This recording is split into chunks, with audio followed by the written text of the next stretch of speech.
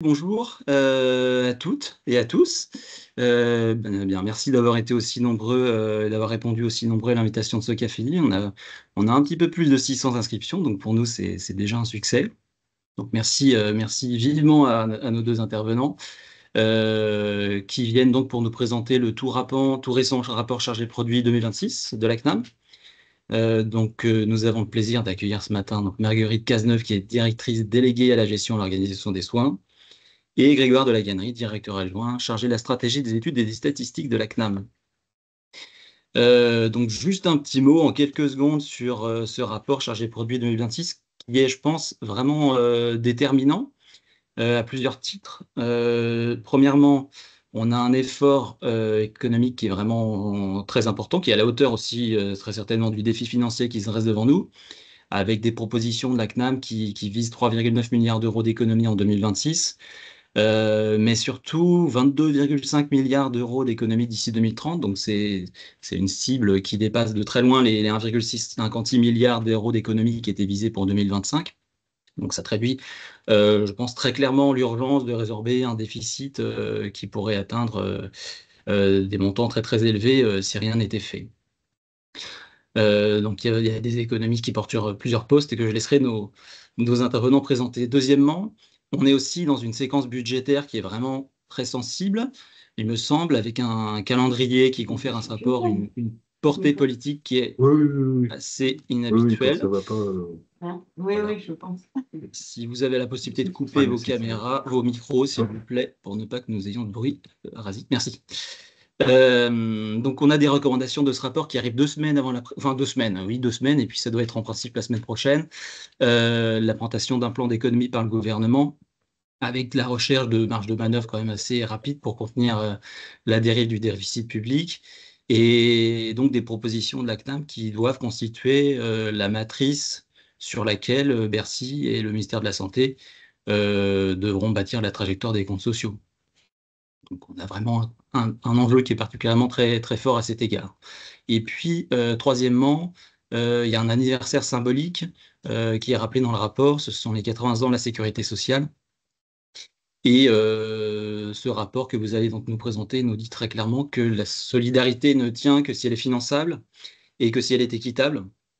Donc, avec cette vision à la fois pluriannuelle dans ce rapport de la CNAM, on ajoute un argumentaire de responsabilité qui nous dit qu'en gros qu'il faut un pilotage des dépenses qui est bien rigoureux, mais aussi investir dans la prévention, la qualité des soins et l'accès aux soins. Donc, on a à la fois une perspective historique qui donne aussi une profondeur morale ou éthique à ce rapport. Donc, on ne parle pas seulement de contenir un déficit, mais aussi de préserver un héritage social qui est très long. Et donc, ça fait voilà, au moins trois grands enjeux qui font on est un petit peu à la croisée des chemins, si j'ose dire. Voilà, donc maintenant je me tais et je laisse la parole aux intervenants pour présenter ce rapport dans une première séquence. Et puis dans un second temps, vous aurez toutes et tous la possibilité de poser des questions et nos intervenants y répondront. Donc pour le bon déroulement, le café sera enregistré, le podcast sera mis en ligne sur notre site internet. Je vous invite simplement tous à couper vos caméras et micros. Vous pourrez les rallumer, bien entendu, par vos propres moyens au moment où vous poserez les questions. Merci beaucoup. Très bien. Et je voulais juste savoir, vous voyez bien mon écran Ça fonctionne. et le partage? Ok, parfait. Marguerite, est-ce que tu es là? Ok, donc Marguerite, je pense qu'elle a des difficultés pour se connecter, donc euh, je vais juste l'appeler une seconde, si ça vous dérange pas. Et puis après, de toute façon, j'enchaînerai et je commencerai la présentation, puis elle nous rejoindra. Allez-y, pas de problème.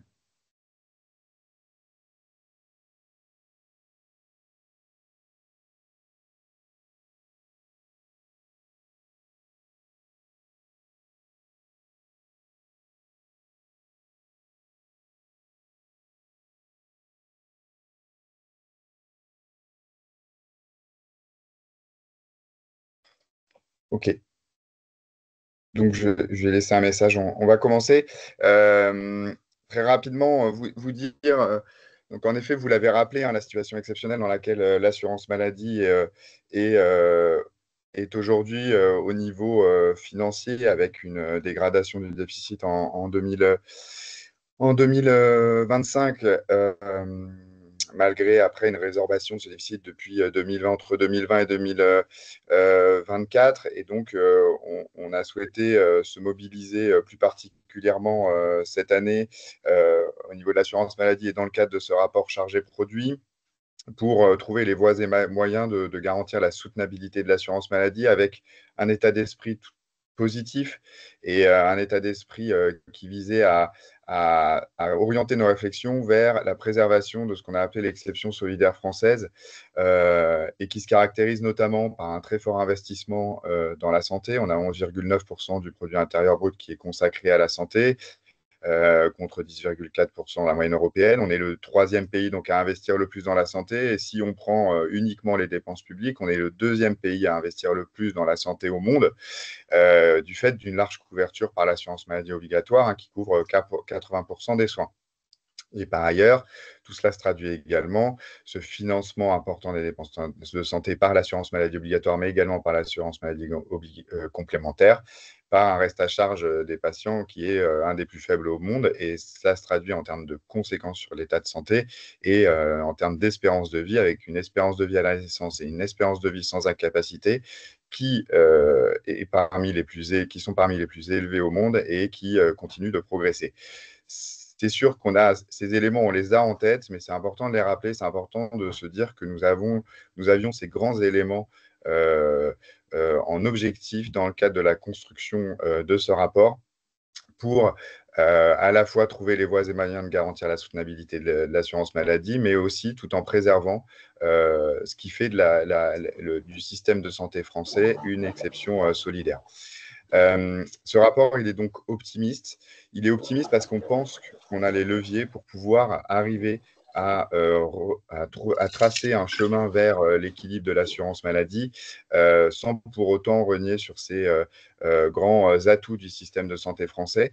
Et donc, pour parvenir à trouver ces voies et moyens, nous avons également voulu avoir une stratégie d'élaboration de ce rapport qui est nouvelle, une nouvelle méthode, en associant notamment l'ensemble des membres du conseil de la CNAM à son élaboration.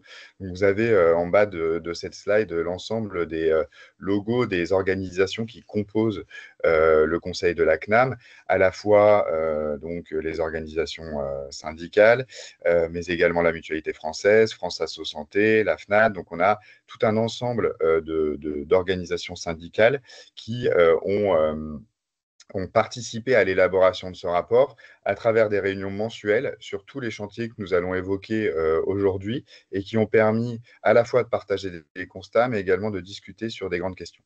Et ce rapport, il est aussi assez original. Donc, on retrouve les analyses inédites des équipes statistiques de la CNAM, vous le verrez, sur la rente, sur le médicament, sur le parcours de soins, sur les projections de pathologies chroniques. Donc, on a ces analyses statistiques nouvelles qui nourrissent le débat après tout au long de l'année, mais on a aussi également sur les propositions voulu avoir une approche nouvelle à travers tout d'abord un grand nombre de propositions, 60 propositions. Pourquoi un plus grand nombre de propositions que chaque année? C'est parce qu'aussi on se projette à l'horizon 2030, donc toutes ces propositions ne seront pas mises en œuvre dès l'année prochaine, elles devront être travaillées dans les prochaines années. Mais on a également souhaité mettre sur la table des options non consensuelles qui ont été débattues entre les membres du Conseil, qui n'ont pas eu le consensus, qui n'ont pas euh, pu avoir un consensus, ou pour lesquels on n'a pas pu avoir un consensus au sein du Conseil, mais ce sont des options qu'on a choisi de soumettre au débat public, qui sont dans le débat public et pour lesquelles on a choisi de les mettre en avant pour aussi pouvoir en discuter, tout en sachant que l'ensemble des organisations qui ont contribué à l'élaboration de ce rapport dans le cadre de leur mission au sein du Conseil ont pu s'exprimer sur à la fois ces propositions, sur le rapport, sur ces options dans le cadre du rapport, et toutes ces contributions sont également publiées dans le rapport, donc qui est maintenant en ligne sur le site amélie.fr. Donc, revenir très rapidement, ça je pense qu'on l'a maintenant bien en tête. On a ce sujet-là de déficit ce que je vous le disais, qui s'était résorbé depuis 2020 et qui s'aggrave en 2024, en 2025 et les prévisions à l'horizon 2029, on le verra, euh, confirme cette trajectoire de dégradation. On a au-delà de ça un déficit également des hôpitaux qui, lui également, s'aggrave de plus d'1 milliard d'euros presque par an entre 2022 et 2023 et qui pourrait en 2024 encore s'aggraver. Et puis une charge financière de la dette qui continue à grossir, plus de 500 millions d'euros en 2024, donc une situation financière très dégradée. Ce qu'on a voulu montrer par rapport à cette situation financière et à la situation à l'horizon 2030 de l'assurance maladie, c'est de distinguer deux grandes parties. Tout d'abord, avec une analyse en stock et en flux. On a, ce que je vous disais, donc un déficit en 2025 qui constitue le stock de déficit. On est à 16 milliards d'euros aujourd'hui et qui correspond notamment, et on a eu ce débat avec les membres du conseil de la CNAM, et pour lequel on a des explications, et notamment la principale explication, c'est évidemment les revalorisations qui ont eu lieu et totalement légitimes dans le cadre du Ségur de la santé, qu'on estime à environ 13 milliards d'euros et qui n'ont pas été compensées. Donc ce stock de 16 milliards d'euros, il est composé d'une partie sans doute de Ségur et puis d'une partie de déséquilibre entre recettes et dépenses. On y reviendra à la fin parce que le rapport se concentre, lui, plus sur la partie flux, donc les 25 milliards d'euros. Et le rapport s'intéresse justement à cette dynamique très forte des dépenses qui s'explique, on le verra, par des facteurs structurels, notamment en lien avec la population. Et donc, ce flux de 25 milliards d'euros, cette dégradation du déficit à l'horizon 2030 ferait qu'on pourrait atteindre un déficit de 41 milliards d'euros, donc 16 milliards de stock et 25 milliards d'euros de flux qui correspond à une dynamique des dépenses largement supérieure à notre dynamique des recettes. C'est sur ce flux qu'on va se concentrer. Donc, sur ce flux, évidemment, les facteurs qui expliquent cette très forte dynamique des dépenses, notamment au regard des recettes, c'est tout d'abord, évidemment, le vieillissement de la population. Vous avez des statistiques là qui sont assez parlantes. On a une prise en charge d'un assuré moyen de 3 000 euros. C'est 7 700 euros pour un assuré entre 80 et 89 ans. Et donc, on comprend bien que, évidemment, les besoins de soins augmentent à mesure que l'âge augmente. On a également un sujet des prévalences des pathologies chroniques. 71% de la dynamique de la croissance des dépenses entre 2015 et 2023 s'expliquerait par la hausse des dépenses en lien avec les pathologies chroniques. Et on le voit sur le schéma ici, un assuré qui n'a pas d'affection de longue durée, les remboursements moyens, c'est 1 230 euros. Un assuré qui en a LD en moyenne, c'est 9 560 euros. Évidemment, ça recouvre des situations extrêmement hétérogènes, mais en moyenne, c'est cela que ça suppose comme effort en termes de prise en charge par l'assurance maladie obligatoire. Et donc, ce qu'on a mené, c'est une des premières analyses qu'on a menées assez inédite. On a vraiment objectivé l'impact du vieillissement sur la hausse des pathologies chroniques. Comme vous le savez, tous les ans, dans le rapport chargé produit, nous publions la cartographie des dépenses. Donc, les nouvelles données sont d'ailleurs en ligne sur Data Pathologie. Elles ont été mises en ligne hier. Donc, vous avez toutes les nouvelles données en ligne dans l'outil Data Pathologie. Ici, nous, on s'est concentré dans le cadre de ce rapport sur les projections des dépenses à partir de cette cartographie. Et donc, vous avez ici à droite un graphique qui vous montre finalement les 3 scénarios d'évolution que nous avons simulés. Un premier scénario qui est le scénario en bas, la courbe en pointillé en bas, qui est purement démographique. Donc, on fait uniquement jouer les curseurs démographiques et la déformation de la structure de la population par âge, et on applique les prévalences qu'on observe aujourd'hui en 2023. Si on se projette à l'horizon 2035, on aurait une augmentation de 37%, donc 36,9% de pathologies chroniques, de personnes qui souffrent de pathologies chroniques en 2023 à 39,6% en 2035. On a également simulé un scénario de long terme, donc qui prolonge les tendances qui vont de 2015 à 2023. Là, on passerait de 36,9% à 40,3%. Plus inquiétant, c'est que si on prolonge les tendances de court terme, et notamment sur les maladies cardio-neurovasculaires et sur les maladies psychiatriques et les traitements psychotropes, si on poursuit les tendances qu'on a observées entre 2019 et 2023, on passerait de 37% de la population qui souffre d'une pathologie chronique à 43% de la population qui souffre d'une pathologie chronique. Et donc, on a véritablement un besoin de se projeter et de trouver les voies et moyens pour aussi ralentir cette dynamique et cette dynamique des dernières années. Marguerite, tu es arrivée. Est-ce que tu veux présenter maintenant ces différents plans pour arriver justement à juguler cette très forte hausse de la croissance? Si tu veux donner un petit mot d'introduction aussi, si ça te va. Ah, je pensais faire une bonne transition, mais...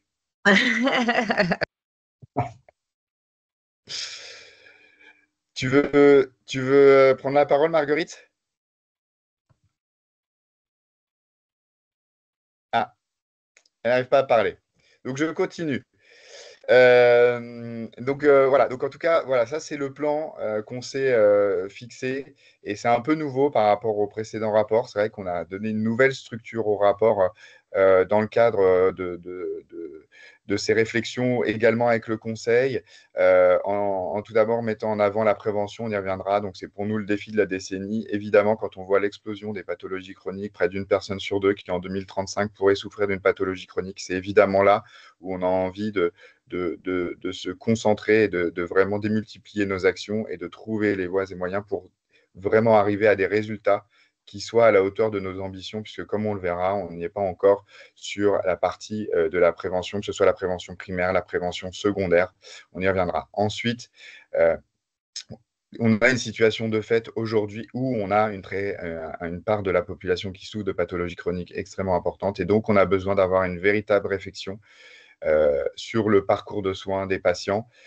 C'est un sujet extrêmement compliqué sur lequel, depuis de nombreuses années et depuis peut-être la création du système de santé, l'ensemble des acteurs s'interrogent et se demandent quelle est la bonne organisation. On en propose une, on propose des solutions, notamment à travers le suivi des patients en ville, le suivi des patients également qui ont eu des pathologies, qui souffrent de pathologies dans un épisode de soins aigus, en s'inspirant notamment des expériences de l'article 51 et l'expérience de C6. Vous avez sans doute entendu parler de cette expérimentation.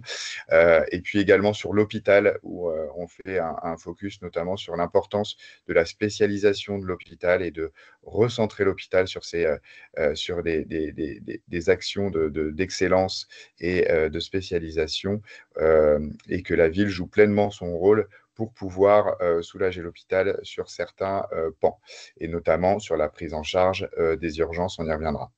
Ensuite, on a un bloc qui est un bloc assez, dans les missions premières de l'assurance maladie, qui est payer le juste soin au juste prix, avec l'ensemble des thématiques qui ont déjà été analysées au fur et à mesure des rapports, mais qui ont été encore approfondies sur les produits de santé notamment, et notamment sur les médicaments, sur la rentabilité dans les secteurs. On a pu mener des analyses originales en utilisant les données de la Direction générale des finances publiques, évidemment les actions de pertinence et les actions de lutte contre la fraude. Et tout cela, à la fin, vous le verrez, en écho à cette partie que je viens de vous présenter, on présente également finalement un bouclage de l'ensemble de ces sujets à travers les différentes analyses qu'on pourra mener pour pouvoir tracer un chemin pour au moins, sur le flux, comme je vous disais, sur ces 25 milliards d'euros, arriver à se dire qu'on arrive à équilibrer dépenses et recettes. On verra que ça passera aussi par des efforts en recettes, notamment pour garantir la dynamique des recettes et qu'elle aille notamment au même rythme que la richesse nationale, ce qui n'est pas le cas actuellement. Et tout ça en fil rouge, évidemment, il y a toujours le numérique en santé. On n'y arrivera pas si on n'est pas si on n'arrive pas à développer l'ensemble des applications et des possibilités que nous offre le numérique, que ce soit Mon Espace Santé, hein, qui connaît un grand succès, 20 millions de personnes qui ont ouvert Mon Espace Santé, des dizaines de milliers de documents qui transitent tous les jours, Amélie Pro, évidemment aussi, la discussion avec les professionnels de santé, l'ordonnance numérique et puis l'application Carte Vitale. Donc, sur la prévention, je continue. Marguerite, dès que tu arrives à parler, tu me dis, et puis je te laisse la parole. Sur la prévention, on a le sujet de la prévention primaire et prévention secondaire. C'est ce qu'on a voulu montrer dans ces flèches qui est au centre. On a le sujet de l'exposition virale. On a un vrai sujet sur la grippe. J'actualise les données puisqu'on a eu des données hier de l'ATIH qui qui a actualisé les données d'hospitalisation pour grippe en 2024 et 2025. En 2024, c'est 40 000 hospitalisations pour grippe, soit 16 000 de plus qu'en 2023. En 2025, rien que sur les 3 premiers mois de l'année, donc en n'ayant pas encore eu les hospitalisations liées à l'épidémie en novembre-décembre, on est déjà à 45 000 hospitalisations pour grippe en 2025. On a un véritable sujet de se prémunir de ces hospitalisations à travers la vaccination. Et on voit que sur la vaccination, on n'a que 54% de couverture antigrippale chez les 65 ans et plus. Chez les soignants, le taux de vaccination est inférieur à 30%. Dans les EHPAD, on est à 85%. Dans certains établissements pour personnes âgées, donc pas dépendants, on est à des taux aux alentours de 65%. Et donc, on a un vrai sujet. Si on va avoir un impact rapide sur ces hospitalisations, on a les moyens et c'est la couverture antigrippale. Et donc, on a ce sujet. Je ferai des petits focus puisque vous avez tous les chiffres là sur les facteurs de risque, vous le savez, sur le tabac, sur l'alcool, sur le sucre. On est à la traîne et notamment sur le tabac, sur l'alcool vis-à-vis de nos voisins européens. On a trop de fumeurs quotidiens. On a une consommation de litres d'alcool pur par an qui est bien plus élevée que nos voisins européens, notamment l'Italie, le Royaume-Uni. Et puis en termes de sucre, on a 3/4 des 4-7 ans qui dépassent le seuil recommandé de 60 grammes de sucre par jour. Sur les risques chroniques, on y reviendra, mais c'est évidemment un sujet extrêmement important. On a encore des pathologies silencieuses que nous ne détectons pas assez. Et cette année, nous faisons un focus et nous faisons une proposition forte sur l'hypertension artérielle. 49% des personnes qui ont de l'hypertension artérielle s'ignorent et seulement 25% des personnes avec une hypertension artérielle sont traitées. On sait que c'est la porte d'entrée vers de nombreuses pathologies, notamment les pathologies sur lesquelles nous avons de nombreuses actions, notamment les pathologies MCVA. Et donc, on propose, vous le verrez, des actions très fortes sur ce sujet-là, sur le cancer également. On a encore des taux de dépistage, et notamment de dépistage obligatoire, qui sont trop faibles pour détecter la maladie plus tôt et augmenter les chances de survie. Sur les propositions, donc on a fait des propositions très fortes sur la prévention, parce qu'on pense que c'est le facteur sur lequel il faut agir le plus fort dès maintenant, pour qu'à l'horizon 2030, on ait déjà des premiers résultats en lien avec la politique que nous pourrions mettre en place.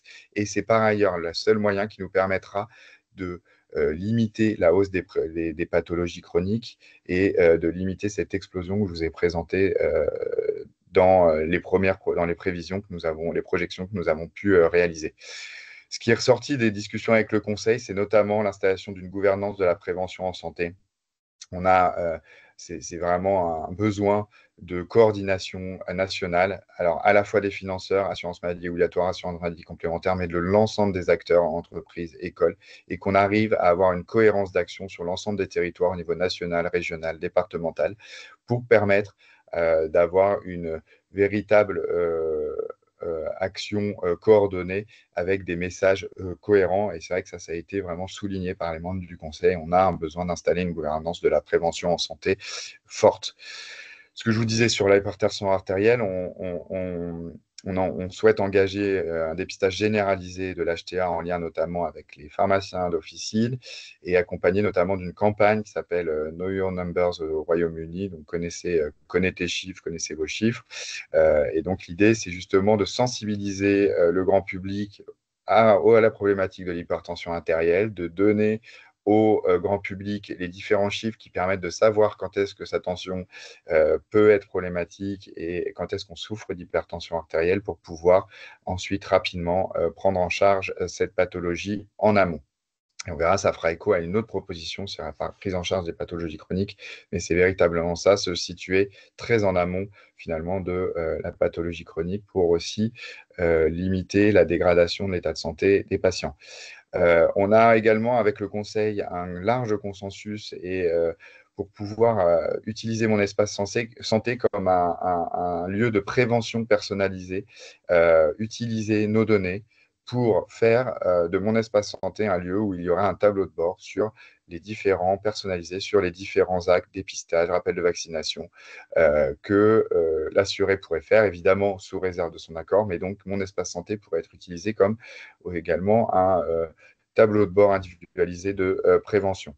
On a également évidemment, on souhaite que, et on sait sur la prévention, c'est l'ensemble des acteurs qui doivent être mobilisés. Les entreprises commencent et ont développé de nombreuses actions, notamment avec les assureurs complémentaires qui les assurent de nombreuses actions de prévention avec des journées de prévention, souvent des grands groupes. L'idée, c'est d'homogénéiser, d'harmoniser ces actions de prévention sur l'ensemble des entreprises à travers, en intégrant dans les contrats responsables. Il y a un micro ouvert.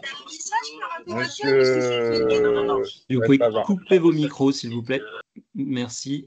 Oui, j'arrive pas à voir parce que c'est exactement. Ouais, parfait, merci. Et donc, investir. J'adore dire aux gens qu'ils ont leur micro ouvert, je ne sais pas pourquoi.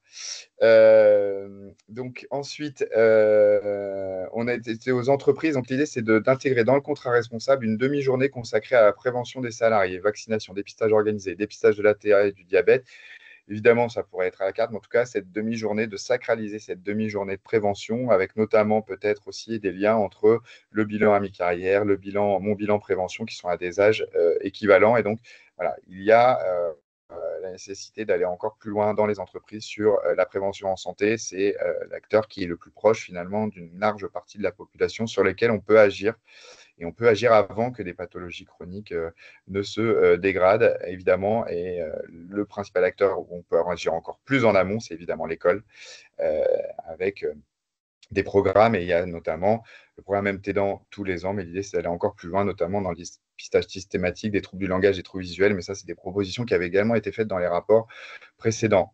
Pour l'accès au dépistage organisé, on a des remontées et de nombreuses remontées sur les difficultés d'accès, notamment en lien avec l'accès financier. Et notamment, donc, on propose, c'est d'interdire les dépassements d'horaires pour les actes en lien avec les dépistages organisés, que ce soit la mammographie, les échographies associées, la coloscopie, où on note un taux de dépassement moyen qui s'applique, qui peut poser problème en termes d'accès aux soins.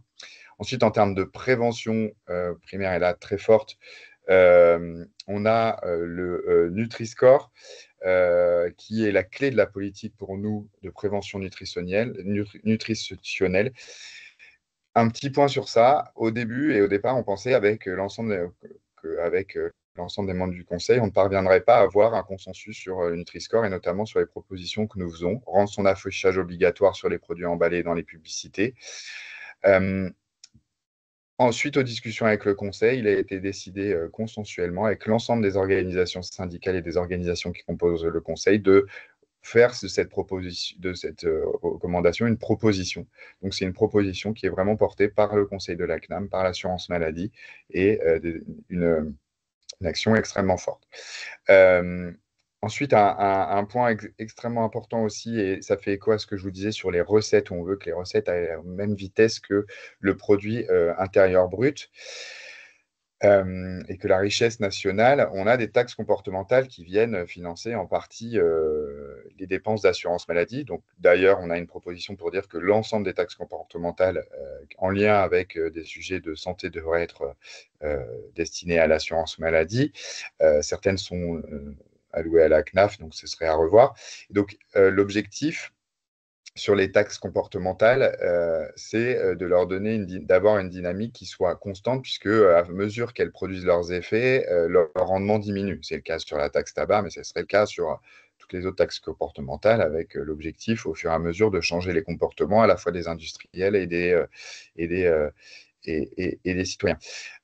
Donc, ce qu'on propose, c'est qu'on sanctuarise le taux de prélèvement en lien avec les taxes comportementales. Euh, donc, on sanctuarise ce taux de prélèvement lié aux taxes comportementales avec à chaque fois l'apport de nouvelles taxes comportementales à mesure qu'une taxe produit son effet. Donc, il y a énormément de produits qui pourraient être soumis et qui sont nocifs à la santé, qui pourraient être soumis à ces taxes comportementales. On pense à l'alimentation ultra transformée, les additifs, le sucre. Voilà, on a évidemment un ensemble de produits sur lesquels on pourrait mettre en place des taxes comportementales. Et donc, l'idée, c'est qu'à taux de prélèvement constant, on élargisse progressivement les taxes comportementales. Et puis également une réflexion intéressante qui sont sur les taux de TVA, puisqu'on voit qu'on a des taux de TVA qui peuvent être extrêmement différents et qui ne sont pas forcément en lien avec l'apport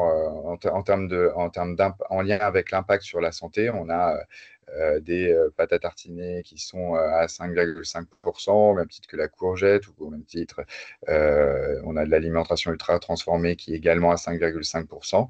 Notre objectif, on a aussi voilà, les fast-foods pour lesquels on a un taux de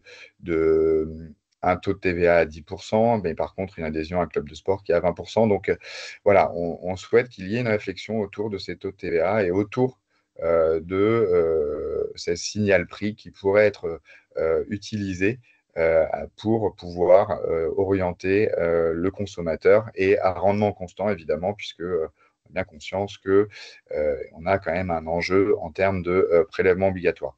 Et puis là, en gris, c'est ce que je vous disais au début de la présentation. En gris, ce sont évidemment les propositions qui n'ont pas obtenu le consensus du Conseil, donc ce sont des options.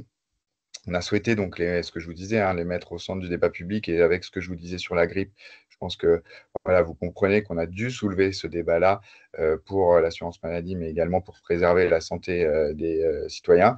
On a parlé de la vaccination obligatoire, que ce soit en EHPAD, pour les professionnels de santé, et donc les organisations syndicales, notamment, et les organisations qui composent le Conseil, s'expriment en fin de rapport sur ces différentes possibilités et donnent leur position. Et puis également,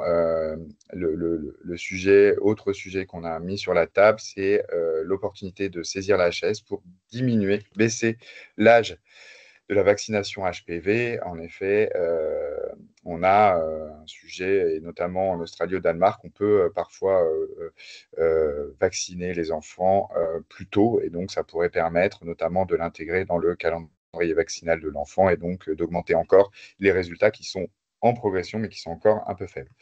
Je continue sur les parcours de soins. Sur le parcours de soins, on a pris la même logique que sur prévention, mais on a des sujets. Donc, ce qu'on veut préserver à travers le parcours de soins, ce que je vous disais, c'était l'aggravation de l'état de santé comorbidité. Or, et on l'a montré dans tous nos rapports chargés produits des dernières années, que ce soit sur les patients diabétiques, sur la maladie rénale chronique, sur l'insuffisance cardiaque, on a des sujets de parcours de soins. Un patient sur 5 n'a pas bénéficié du suivi de l'équilibre du diabète dans l'année pour les patients diabétiques. 40% n'ont pas de dépistage annuel de la maladie rénale chronique. 24% des patients en dialyse n'ont pas de suivi devant un néphrologue l'année avant l'entrée en dialyse. C'est ce qu'on a montré dans le rapport chargé produit l'année dernière.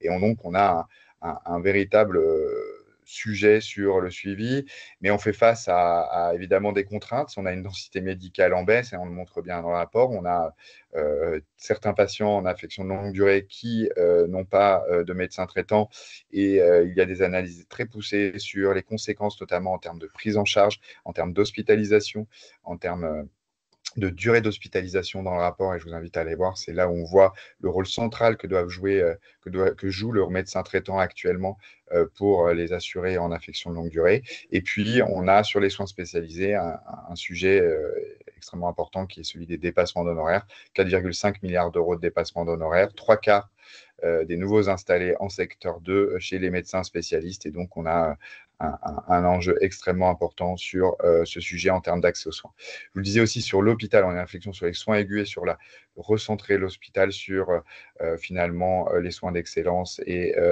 la prise en charge spécialisée. Sur les urgences, là encore, des analyses extrêmement poussées, menées notamment avec la TIH et avec l'ERS-PACA. 41% des admissions aux urgences seraient évitables. Donc, on est sur des niveaux extrêmement importants. On a 20 millions de passages aux urgences. 41% de ces admissions pourraient être évitables, en tout cas pourraient être traitées en ville. 265 000 séjours qui représentent une charge de 900 millions d'euros sont évitables, ce qu'on appelle les hospitalisations évitables. Il y avait toute une analyse l'année dernière dans le rapport sur ce sujet-là. On fait des précisions notamment sur les hospitalisations évitables liées à la iatrogénie dans le rapport cette année.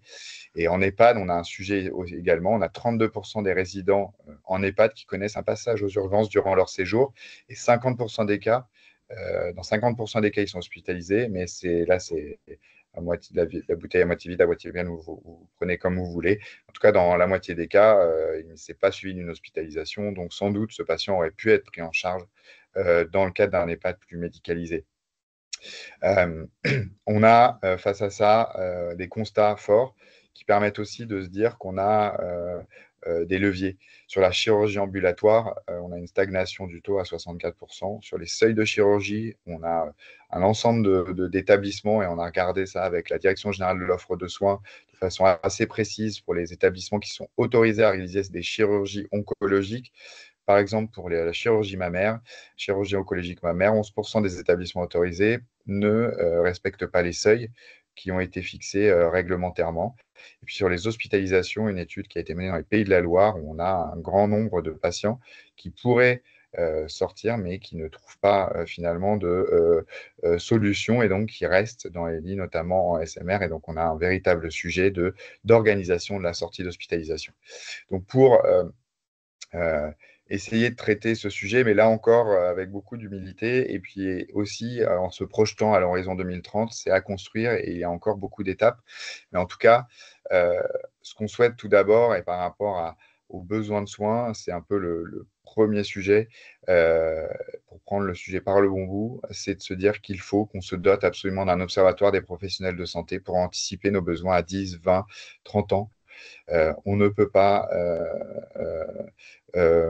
rester comme cela, un peu à l'aveugle, en n'ayant pas des données claires, consensuelles, partagées avec l'ensemble des acteurs du système sur comment vont évoluer vont évoluer les besoins de soins et comment doit évoluer au regard de cela le nombre de professionnels de santé et les missions qui leur sont allouées. Il faut absolument qu'on arrive à créer cet observatoire pour pouvoir anticiper à l'horizon 10, 20, 30 ans ces besoins de soins et les besoins en termes de professionnels de santé.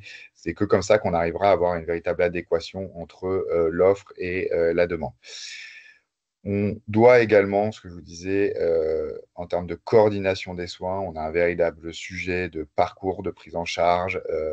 Pour le patient, c'est compliqué. Le médecin traitant ne peut pas tout face à l'ensemble et à l'ensemble de la charge qui lui est confiée. Donc, on a un besoin de créer différents métiers pour différents niveaux de prise en charge, que ce soit l'infirmier de coordination au sein de structures d'exercice coordonnés, pour assurer le suivi, la surveillance, la télésurveillance médicale, d'organiser le lien avec les structures hospitalières et médico-sociales et de proposer de l'éducation thérapeutique.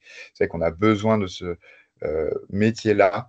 On le voit dans le rapport, on mène une analyse assez importante sur la gradation des soins, notamment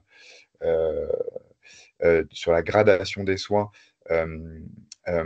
entre prise en charge par une infirmière libérale, prise en charge par un SIAD, prise en charge par la HAD, prise en charge en EHPAD en fonction de son âge, en fonction de son degré, son besoin en termes de soins. Et donc, on voit que c'est évidemment pour un patient qui est confronté à une dégradation de son état de santé, souvent très compliqué de se repérer. Donc, on a besoin d'une prise en charge globale, à la fois médicale et sociale sur ces sujets-là. Par contre, on a aussi besoin de confier une prévention, de confier à des structures organisées la prévention tertiaire des patients chroniques et des structures capables d'assurer ces missions à grande échelle. Donc ça, c'est vrai que sur infirmier de coordination, on est plus sur un épisode un peu plus long terme sur le sujet des patients chroniques. On a besoin d'organiser, notamment en fonction de si le patient est stabilisé ou pas. Si le patient n'est pas stabilisé, je pense qu'on en a déjà parlé, vous avez peut-être assisté, mais voilà, on a un sujet, une expérimentation de l'article 51C6 qui permet de donner à l'hôpital les moyens de suivre son patient.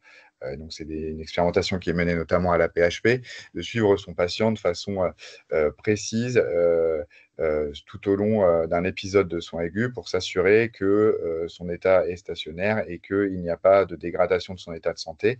Cela permet évidemment d'intéresser financièrement l'hôpital qui ne voit plus son patient, mais qui par contre le surveille et même s'il n'a plus cela permet d'avoir un équilibre économique en lien avec le suivi de ces patients non stabilisés. Et pour les patients stabilisés, il serait nécessaire d'avoir là des équipes de soins spécialisées ou en tout cas des équipes en ville qui pourraient suivre ces patients-là.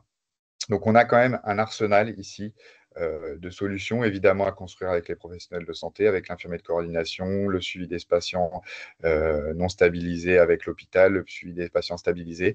C'est une grille de lecture qu'on essaye de donner sur comment structurer la coordination des soins des patients, à discuter avec les professionnels de santé, mais qui doit donner la voie de véritablement permettre une prise en charge globale. Évidemment, on rappelle en amont de tout cela, le médecin traitant qui doit être au cœur de toute cette prise en charge. Sur l'accès aux soins spécialisés, donc, on a évidemment le sujet des dépassements d'honoraires qui est évoqué, mais qui sera notamment, ce qu'on dit, s'inscrira dans le cadre de la mission parlementaire qui a été lancée par le Premier ministre. Et puis, on reprend une proposition qu'on avait faite l'année dernière sur la régulation de l'activité non conventionnée. On a également le sujet, ce que je vous disais, sur les EHPAD, notamment le besoin de médicaliser les EHPAD pour éviter les allers-retours hôpital-EHPAD, et puis également un sujet de structure intermédiaire pour éviter le passage en EHPAD, mais en tout cas avec des besoins qui sont peut-être plus importants qu'une personne qui pourrait rester à domicile. On a besoin d'imaginer cette structure intermédiaire entre le domicile et l'EHPAD. Et puis enfin, sur l'hôpital, on souhaite lancer la deuxième vague de la chirurgie ambulatoire. On doit atteindre ce taux de 80%. On identifie que sur la chirurgie, on peut atteindre ce taux grâce à nos outils, notamment VisuChir. Et donc, il faut qu'on relance cet objectif. On doit également se lancer sur le respect des seuils réglementaires de la chirurgie. Ça, il y a eu un vraiment large consensus du Conseil sur ce sujet-là.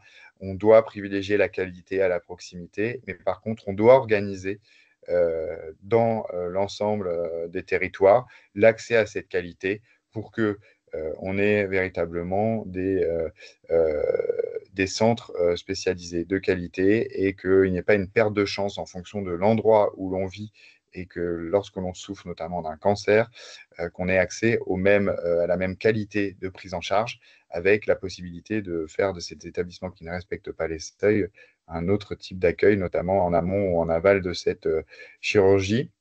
Et puis, on a également un zoom sur la chirurgie hors bloc. On pense que c'est le moment d'y aller et de le développer, notamment sur la cataracte et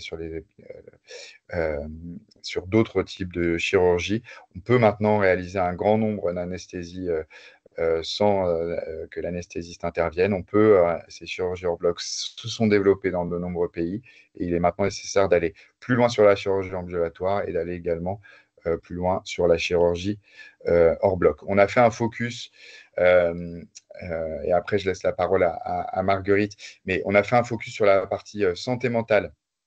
Évidemment, L'année dernière, il y avait une étude très frappante dans le rapport chargé-produit sur la santé mentale des 12-25 ans, avec notamment plus 60% de jeunes sous antidépresseurs et avec une croissance qui s'expliquait majoritairement par la prise d'antidépresseurs par des filles. Et donc, on a un véritable sujet et on sait que sur tous les indicateurs qui vous sont présentés ici, on a des indicateurs qui demandent une mobilisation générale. C'est pour ça que d'ailleurs, c'est la grande cause nationale cette année. On a un Français sur 5 qui est concerné par un trouble psychique et dans la cartographie des dépenses, c'est 28 milliards d'euros qui sont consacrés à la prise en charge de la santé mentale.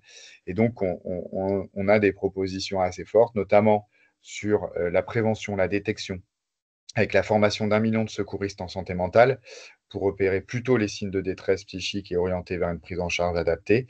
Et puis, il faut qu'on arrive à poursuivre. Donc, on a 190 000 aujourd'hui, donc c'est x5, donc évidemment à l'horizon 2030, mais il faut qu'on se fixe cet objectif-là parce que c'est important que tout le monde soit sensibilisé à ce problème-là, à la détection, et c'est comme ça qu'on arrivera aussi à prévenir la dégradation de l'état de santé mentale de nos collègues notamment. Il faut continuer à poursuivre la structuration de la filière psychiatrique. Donc évidemment, mon soutien psy a un large succès. On a 6 000 professionnels qui ont adhéré à mon soutien psy, de nombreux patients qui sont pris en charge. Mais on a besoin aussi de structurer la filière de la psychiatrie au niveau des urgences psychiatriques et notamment de la prise en charge des urgences psychiatriques. Et on voit que dans les régions où on a développé un SAS et un SAMU psychiatrique, on a une prise en charge beaucoup plus rapide, plus adaptée, avec des effets très forts sur les qualités de la prise en charge et les retours en termes d'état de santé. Voilà, sur la santé mentale, on continuera évidemment à travailler sur ce sujet. Et maintenant, je passe la parole à Marguerite sur le système des affections de longue durée, si ça marche. Bonjour à tous. Est-ce que ça marche? Oui. On vous Ah, entend. victoire. Bon, désolé, j'ai un ordinateur précieux ce matin, mais je fais ça mon portable. Bonjour à tous. Je vous prie d'excuser mon retard, mais j'ai écouté très attentivement Grégoire qui a fait ça parfaitement. Donc, on arrive effectivement sur le sujet sensible des ALD, sensible parce que c'est vraiment un système auquel l'assurance maladie est très attachée. On sait que c'est ça qui permet l'accès aux soins, notamment aigus pour tous, que c'est un des fondamentaux quand même de la protection sociale. Mais on sait aussi, et comme Grégoire vous l'a présenté en début de présentation, on a un sujet, puisque la population en ALD, aujourd'hui, c'est 20% de la population, donc avec un coût par personne de 9 500 versus environ 1 200 euros pour les personnes qui ne sont pas en ALD. Et donc, évidemment, avec le vieillissement de la population, avec la chronicisation des maladies et l'explosion des pathologies chroniques, on a finalement un gros risque qui gonfle au détriment du petit risque. Pourquoi? Parce que on projette qu'à 5 ans, on va passer de 20 à 25% de personnes en pathologie et 26% de personnes qui seraient sous le statut ALD. Et donc, on arriverait à un système où, en fait, ces 26% représentent les 3/4 de la dépense d'assurance maladie. Pourquoi ça interroge? Puisque, évidemment, comme Grégoire vous l'a montré, la dynamique de dépenses, elle est extrêmement rapide, extrêmement rapide. Et donc, le gâteau, j'allais dire, ne cesse de grossir, mais en plus, avec le nombre de personnes en ALD, donc à 100%, qui augmente, la part du gâteau prise en charge pardon, par l'assurance maladie augmente également. Et donc, entre guillemets, la tentation, si je puis utiliser ce mot, des gens qui régulent la dépense autre que nous, c'est finalement d'augmenter le ticket modérateur, puisque pour compenser, j'allais le dire, le fait qu'il y ait plus de personnes en ALD, c'est souvent le ticket modérateur en contrepartie qui est utilisé pour ajuster la part que l'assurance maladie représente dans les dépenses de santé. Et donc, on a un risque qui est réel d'avoir un système où finalement l'assurance maladie obligatoire couvre le gros risque au détriment du petit risque. Et ça, c'est évidemment extrêmement problématique pour un système qui se veut universel et qui nécessite qu'il y ait un consentement à la cotisation qui soit très fort. Donc, on a regardé extrêmement attentivement à la fois notre système en ALD, la manière dont nos consommations de soins des personnes en affection longue durée, et les équipes de Grégoire ont également regardé tout ce qui se passait à l'étranger. On a essayé de comparer les différents systèmes de protection des risques très élevés, en tout cas des coûts très élevés de prise en charge. Ce qui est intéressant de noter, donc, il y a plusieurs types de systèmes de couverture de ces prises en charge très coûteuses. Vous avez des pays qui prennent en charge à partir d'un certain seuil. Vous avez donc plusieurs dispositifs qui existent. Mais ce qu'on a retrouvé, en tout cas de manière constante dans notre benchmark international, c'est que les personnes qui bénéficiaient de ce dispositif spécifique, elle représentait une part beaucoup moins nombreuse de la population. Et donc, c'est ce que vous voyez en haut de la slide. En Belgique, ça représente 12% de la population et 5% en Allemagne. Et donc, nous, on est à 20% et potentiellement à 26% d'ici 2035, pardon, ce qui pose évidemment la question de savoir si c'est soutenable. Et puis, on a un deuxième sujet avec l'ALD.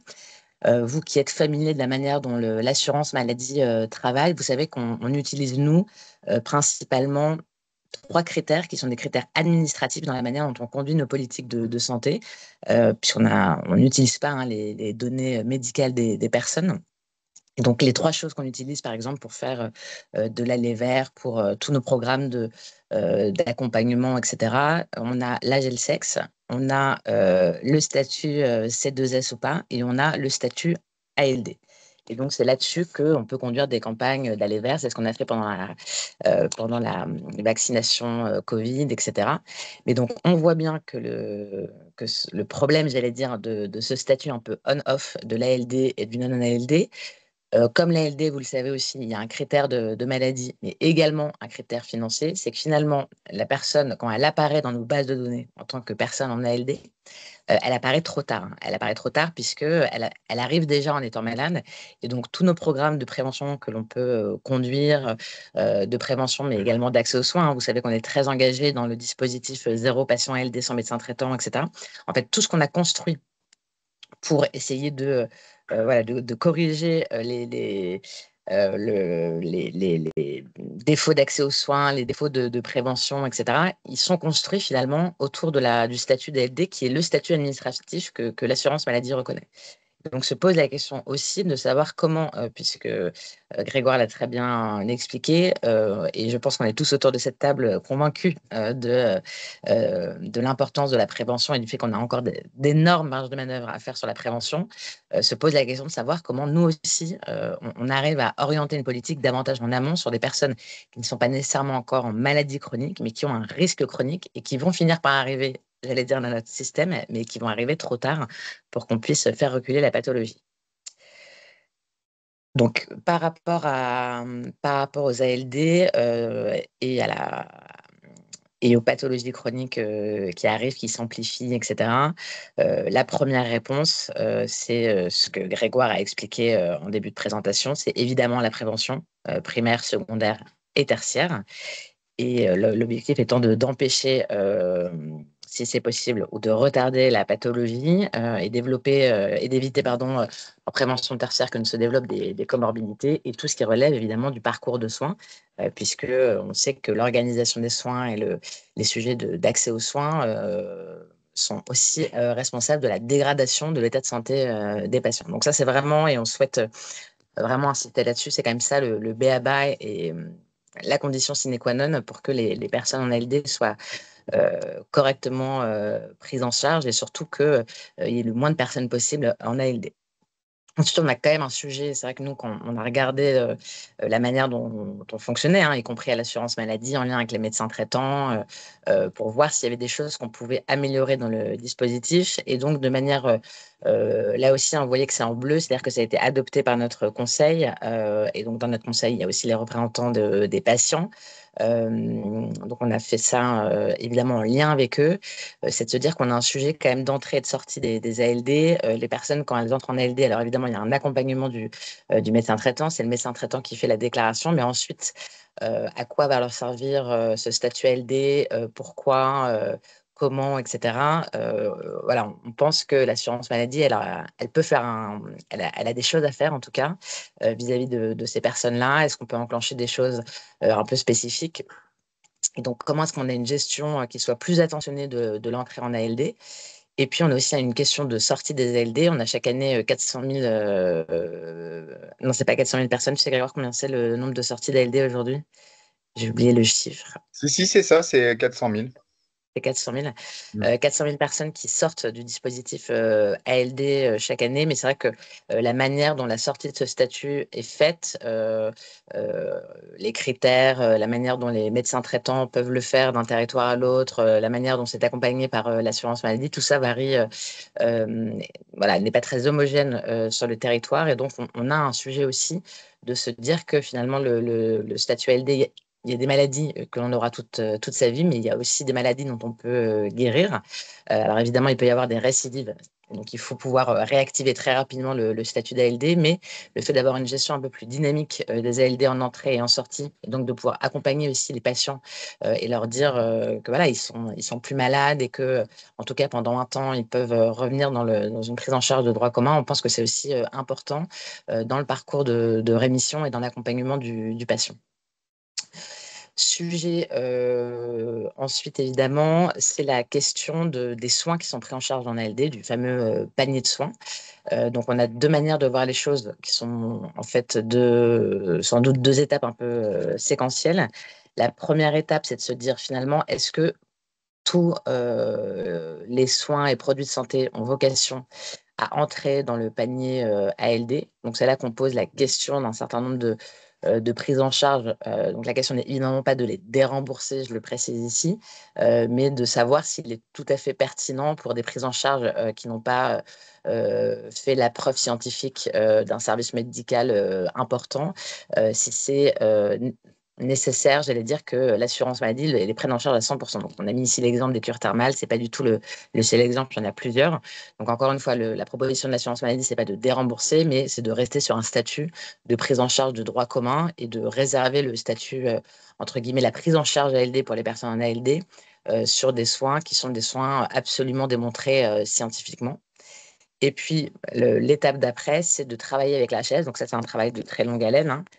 Mais c'est de travailler avec la HAS, pathologie par pathologie, sur la liste positive des prises en charge qui auraient à rentrer dans le panier de soins ALD de la personne, puisque, vous le savez, hein, il y a l'existence du bisone et donc de la possibilité d'introduire ou d'exclure un certain nombre de prises en charge du 100% selon que les soins sont liés à la pathologie ou pas, mais c'est un système qui est quand même pas très facile, qui est honnêtement assez peu utilisé par le système de santé, les acteurs du système de santé. Et donc, le fait de redéfinir positivement une liste nous permettrait de sortir de cet écueil. Mais c'est un travail de très longue haleine. Ce n'est pas un travail qui incombe à l'assurance maladie. Il faut que ce soit un travail scientifique, indépendant, et donc que la HAS puisse le faire. Donc, si jamais elle se lance dans ces travaux, ce seront sans doute des travaux qui dureront plusieurs années. Mais compte tenu de la dynamique des ALD, on a un sujet quand même à terme. Et donc, même si c'est un travail au long cours, ça vaut le coup de se pencher sur cette question. Et puis, dernier sujet, donc on a laissé en gris, mais qui était quasiment consensuel, en tout cas qui a été soutenu aussi par les patients, c'est le fait de créer un nouveau statut, donc un nouveau statut administratif. Hein, le statut ALD, c'est un statut administratif. Donc, de créer un nouveau statut administratif de risque chronique qui permettrait au médecin traitant, donc qui aujourd'hui fait la déclaration ALD, il aurait la possibilité de déclarer l'ALD, mais il aurait en fait en amont la possibilité de déclarer d'autres types de pathologies, notamment l'obésité, l'hypertension artérielle, etc. Et donc, on caractérise. Donc là aussi, C'est un travail qu'on devra conduire avec la Haute Autorité de Santé, les sociétés savantes et en lien avec les CNP, ce qui relève de ce risque chronique. Il y a sans doute aussi une partie des diabétiques de type 1 qui, s'ils sont stabilisés à un niveau, à un stade 1 ou 2 de leur pathologie, pourraient être situés aussi dans pourrait relever de ce statut. Et donc l'objectif, c'est qu'on arrive à identifier beaucoup plus en amont les patients qui ont un risque chronique. Grégoire n'a pas insisté là-dessus tout à l'heure, je crois, mais on a, comme vous le savez, 17 millions de personnes qui sont en hypertension artérielle, qui est une maladie silencieuse avec une personne sur 2 seulement qui est diagnostiquée et une personne sur 4 seulement qui est traitée, avec tout ce que l'on sait derrière sur les conséquences en matière d'apparition de maladies chroniques. Donc, on a un vrai enjeu collectif pour le système de santé d'arriver à ce que le système de santé dans son ensemble arrive à identifier plutôt ces personnes-là, au-delà, j'allais dire, du médecin traitant, que le médecin traitant puisse le déclarer et qu'ensuite on ait toute une prise en charge qui puisse s'enclencher, de l'éducation thérapeutique, le fait d'avoir un bilan nutritionnel, le fait d'avoir un bilan d'APA, etc. Bref, que le système se déploie et déploie un peu toutes ces prises en charge préventives le plus en amont possible et donc au moment où se déclenche ce risque. Slide suivante. On arrive sur un autre sujet sensible, mais dont il faut évidemment absolument parler. Ce sont les arrêts de travail. Donc, les premiers chiffres que vous voyez entre 2010, donc sur la décennie, pendant la décennie 2010, les arrêts de travail ont augmenté en moyenne de 2,9% par an. Depuis 2019, on a un taux de croissance annuel moyen de 6,3% par an. Et donc, sur la seule année 2024, je ne parle pas des années Covid, sur l'année 2024, on a eu plus d'1 milliard de dépenses d'arrêt de travail en plus sur une assiette de 16 milliards. Donc, on a une très forte accélération. Et donc, on part de la maille, c'est 1 milliard en plus chaque année.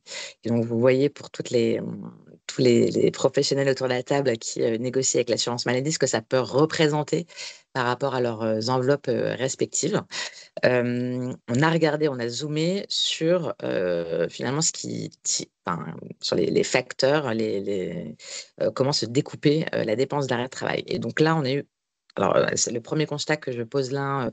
Thomas Fatome en avait déjà parlé il y a 6 mois, un peu plus de 6 mois à la rentrée 2024. C'était le fait que quand vous regardez la dynamique de la dépense, on a la moitié de la dynamique de la dépense qui s'explique par le fait qu'on a une augmentation de l'emploi salarié, qu'on a des arrêts de travail qui sont liés à l'augmentation, je vais dire, à la fois des salaires et du nombre de personnes en emploi. Donc, ce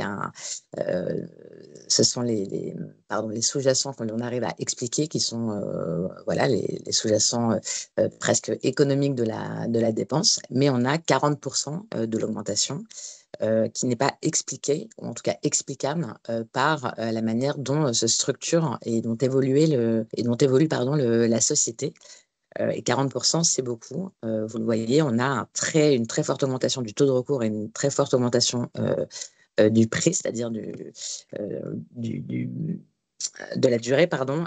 Et donc, et le taux de recours et la durée augmentent, ça représente 40% pour des raisons qu'on avait jusque-là du mal à expliquer. Donc, on a creusé cette analyse et on est arrivé, page suivante, à une analyse, je pense, qui vous intéressera. C'est qu'en fait, on s'est rendu compte notamment que sur les ALD, pardon, les arrêts de travail longs, donc de plus de 6 mois, en fait, ce qui tirait la croissance, ça n'était pas les patients en ALD, ce qui est un peu contre-intuitif, et d'ailleurs qui est assez contre-intuitif et contradictoire avec tout ce que montre notre rapport, c'est-à-dire que notre rapport quand même montre que ce qui tire naturellement la dynamique de la dépense, ce sont les ALD, ce sont les personnes malades, et c'est normal, j'allais dire, il y a un vieillissement de la population, une chronicisation de la population, et donc les besoins en santé, ils augmentent naturellement. Mais ce que montre ce graphique-là, c'est que vous voyez, les ALD, elles représentent que 2% de l'augmentation, une augmentation que de 2%, là où vous avez une augmentation annuelle moyenne qui est de plus de 30% pour les personnes qui ne sont pas en ALD. Et donc, qui sont ces personnes qui ont notamment des arrêts qui peuvent dépasser 1 an, comme vous le voyez dans le second graphique? Ce sont des personnes dont on a suivi la consommation de soins et qui, par ailleurs, sont des personnes qui consomment peu de soins, ou en tout cas, une partie de cette population consomme peu de soins, et donc qui sont très peu suivis médicalement. Et donc, parmi les arrêts, les motifs les plus courants d'arrêt lent, pardon, on a les syndromes dépressifs et anxio-dépressifs, on a la lombalgie commune, on a la sciatique. On a donc plein de pathologies pour lesquelles normalement il devrait y avoir évidemment un suivi au long cours. Or, quand vous regardez par exemple les personnes qui sont arrêtées pour un trouble musculo-squelettique, on a seulement 40% qui consomment des antalgiques et seulement 70% qui ont vu un kiné. Donc, on a un sujet. Donc, il y a sans doute une partie de ces personnes qui n'ont plus recours à ces soins parce qu'elles se sont éloignées du système de santé. Donc, il faut qu'on arrive à les remettre dans un parcours de soins, faire en sorte qu'elles soient traitées médicalement si nécessaire, qu'elles voient les professionnels de santé qu'elles ont besoin de voir. Mais force est de constater aussi que quand nous, on conduit des contrôles sur ces personnes on a fait un contrôle sur les arrêts de plus de 18 mois, dans la moitié des cas, les arrêts concernés par les contrôles n'étaient plus justifiés. Donc, soit la personne devait basculer en invalidité, un cas sur deux, soit la personne n'avait pas de justification d'arrêt de travail, en tout cas de justification médicale d'arrêt de travail.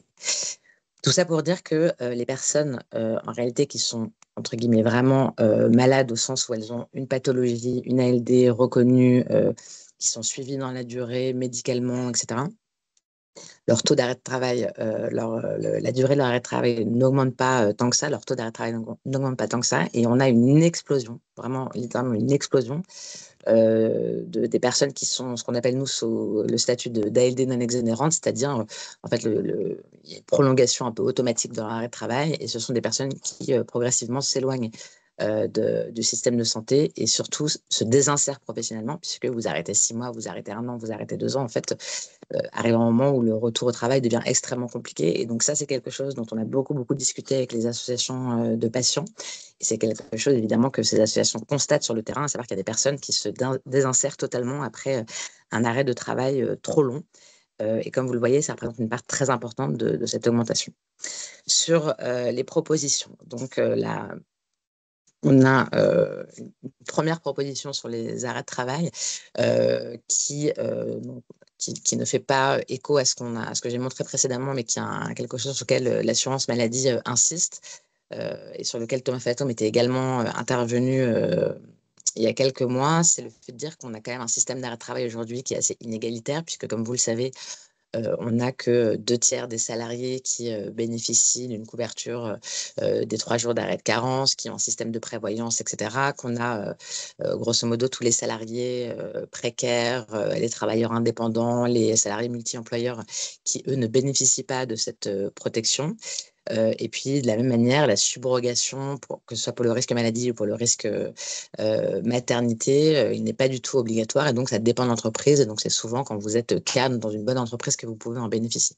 Donc, on insiste d'abord sur l'égalité des droits. Et ça, c'est vraiment important. C'est que nous, on pousse l'assurance maladie. Alors, c'est quelque chose qui, évidemment, dépasse le cadre de notre action. Mais on pousse pour une simplification du système et surtout pour qu'il soit plus juste. Et donc, que les arrêts de travail, ce soit la même chose pour tout le monde. Il n'y a pas de raison que la couverture maladie soit différente d'une personne à l'autre. Et on pousse aussi pour rendre la subrogation obligatoire, hein, puisque la subrogation vous permet de ne pas avoir de rupture dans votre rémunération et donc de ne pas être paupérisé, ce qui peut être le cas en absence de subrogation. Ensuite, on a un sujet sur la courte durée. Donc ça, c'est une mesure dont vous avez sans doute déjà entendu parler puisque elle a fait un peu parler d'elle dans la presse. C'est le fait de limiter la durée d'arrêt de travail. Donc je sais que c'est une mesure qui suscite pas mal de débats dans le monde des professionnels de santé. C'est un sujet qui a aussi beaucoup fait débat chez nous, mais qui est porté par notre conseil. on a quand même des recommandations scientifiques qui disent qu'une personne qui a un trouble anxieux-dépressif, il faut faire attention et on ne peut pas l'arrêter 3 mois tout de suite. Et donc, il faut absolument qu'une personne voilà, qui fait un burn-out, qui est pas bien, en fait, cette personne, elle a besoin d'être revue. Et donc, avoir des primo-prescriptions de 3 mois, 4 mois, 5 mois, comme on peut le voir, nous, dans nos bases, pour des personnes qui ont été vues une seule fois sur un trouble anxieux-dépressif, ce n'est pas suivre les recommandations scientifiques, puisque la Haute Autorité de Santé, elle dit 15 jours. Le Collège de médecine générale aussi, notamment pour les troubles légers. Ce sont des patients qui ont besoin d'être vus. Et l'objectif ensuite, c'est qu'on ait un renouvellement d'arrêt de travail qui puisse aussi être encadré. Donc, on propose de limiter à 2 mois. On sait qu'il y a déjà des tensions dans le système de santé et qu'il y a des patients que vous n'avez pas envie, enfin, qui n'ont pas besoin d'être revus de manière trop régulière. Mais l'arrêt de travail, c'est une vraie prescription. Et donc, il faut qu'un patient, au bout de 2 mois, il puisse être revu et pour que le médecin traitant puisse évaluer ou pas si l'arrêt de travail a besoin d'être prolongé.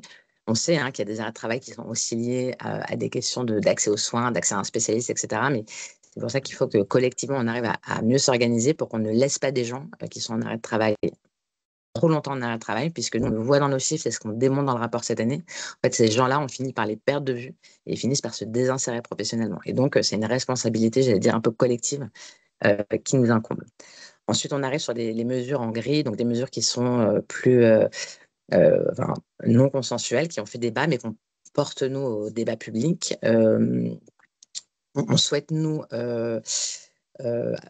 porter au débat la question d'un bonus-malus employeur sur les arrêts de courte durée. Vous savez qu'on a, sur les arrêts de travail aujourd'hui, il y a 3 acteurs. Il y a les assurés, les prescripteurs, et puis un acteur qu'on a finalement assez rarement mis dans la boucle, que sont les entreprises. Et donc, beaucoup de médecins nous disent, mais en fait, nous, on connaît des entreprises sur notre territoire qui sont responsables de beaucoup de sinistralité, de beaucoup de burn-out, etc.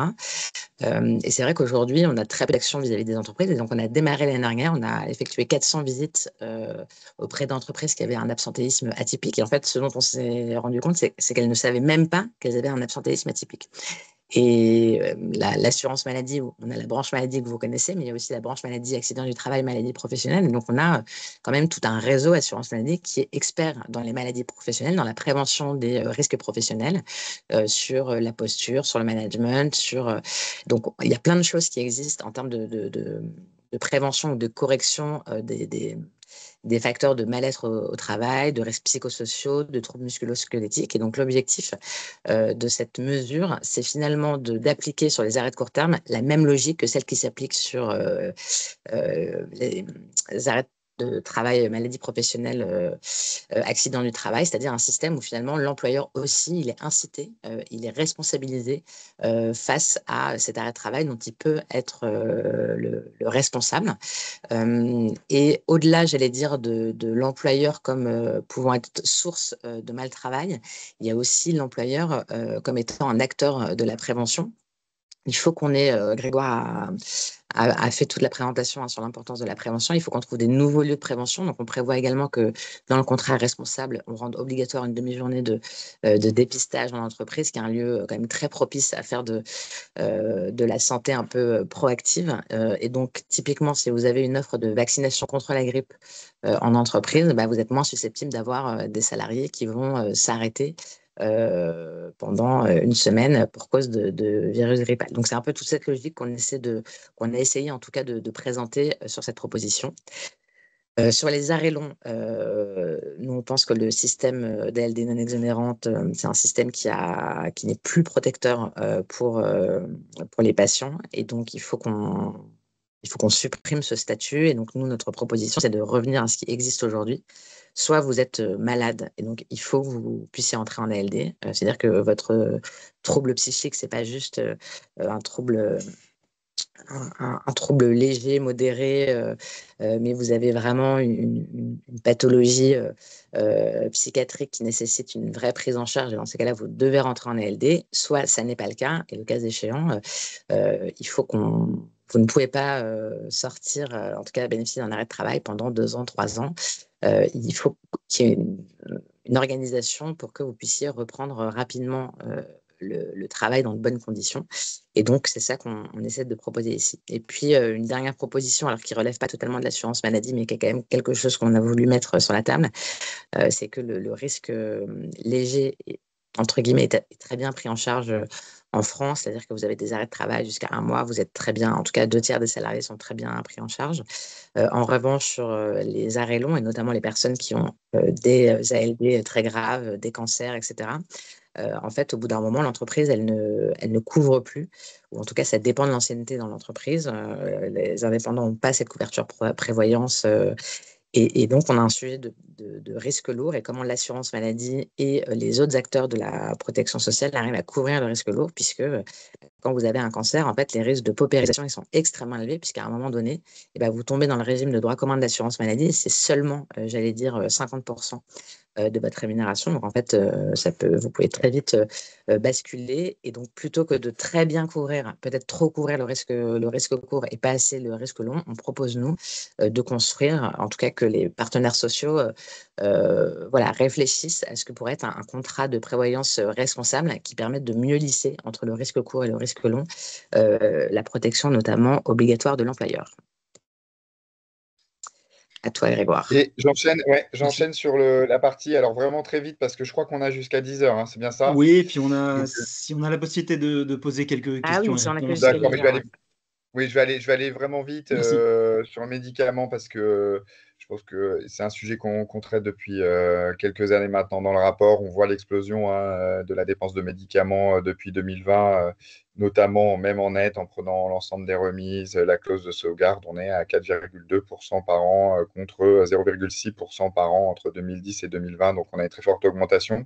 Il y a des analyses très poussées sur le coût de l'innovation et l'explosion notamment des coûts pour les ASMR 1 à 3, mais également pour les ASMR 4, qui ont eu un progrès thérapeutique mineur, qui ont eu un coût qui a progressé de 55% en 7 ans. Et donc, on interroge ces niveaux et puis on a un focus sur l'oncologie également avec un nombre de médicaments entre 2016 et 2023 qui sont rentrés sur le marché, qui n'apportaient pas de preuve de leur efficacité. Et puis, même quand ils apportent leur preuve d'efficacité, un coût de traitement par année de vie gagnée qui a est très fortement augmenté.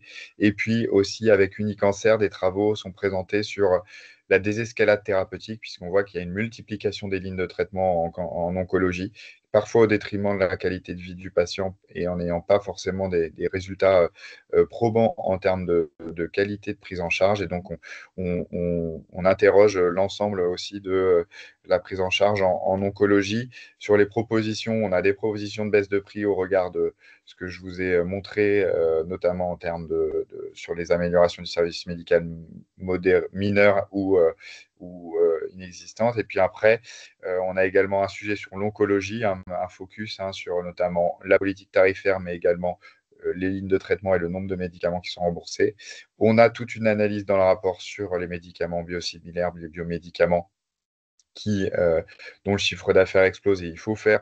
Nous, c'est ce qu'on dit. Si à l'horizon 2030, on veut retourner à l'équilibre, en tout cas, il faut qu'on ait une politique forte sur le biomédicament et notamment faire des biosimilaires, les nouveaux génériques des biomédicaments, en appliquant l'ensemble de la législation des génériques sur les biosimilaires, notamment le tiers payant compte biosimilaire, la substitution par les pharmaciens pour l'ensemble des groupes, et puis également mettre en place des groupes de biomédicaments interchangeables, qui est un peu pour contrer la commercialisation de MeToo sur la partie des médicaments, des biomédicaments. C'est ce qu'on a vu, on voit notamment sur le Lucentis avec l'arrivée de Vabysmo.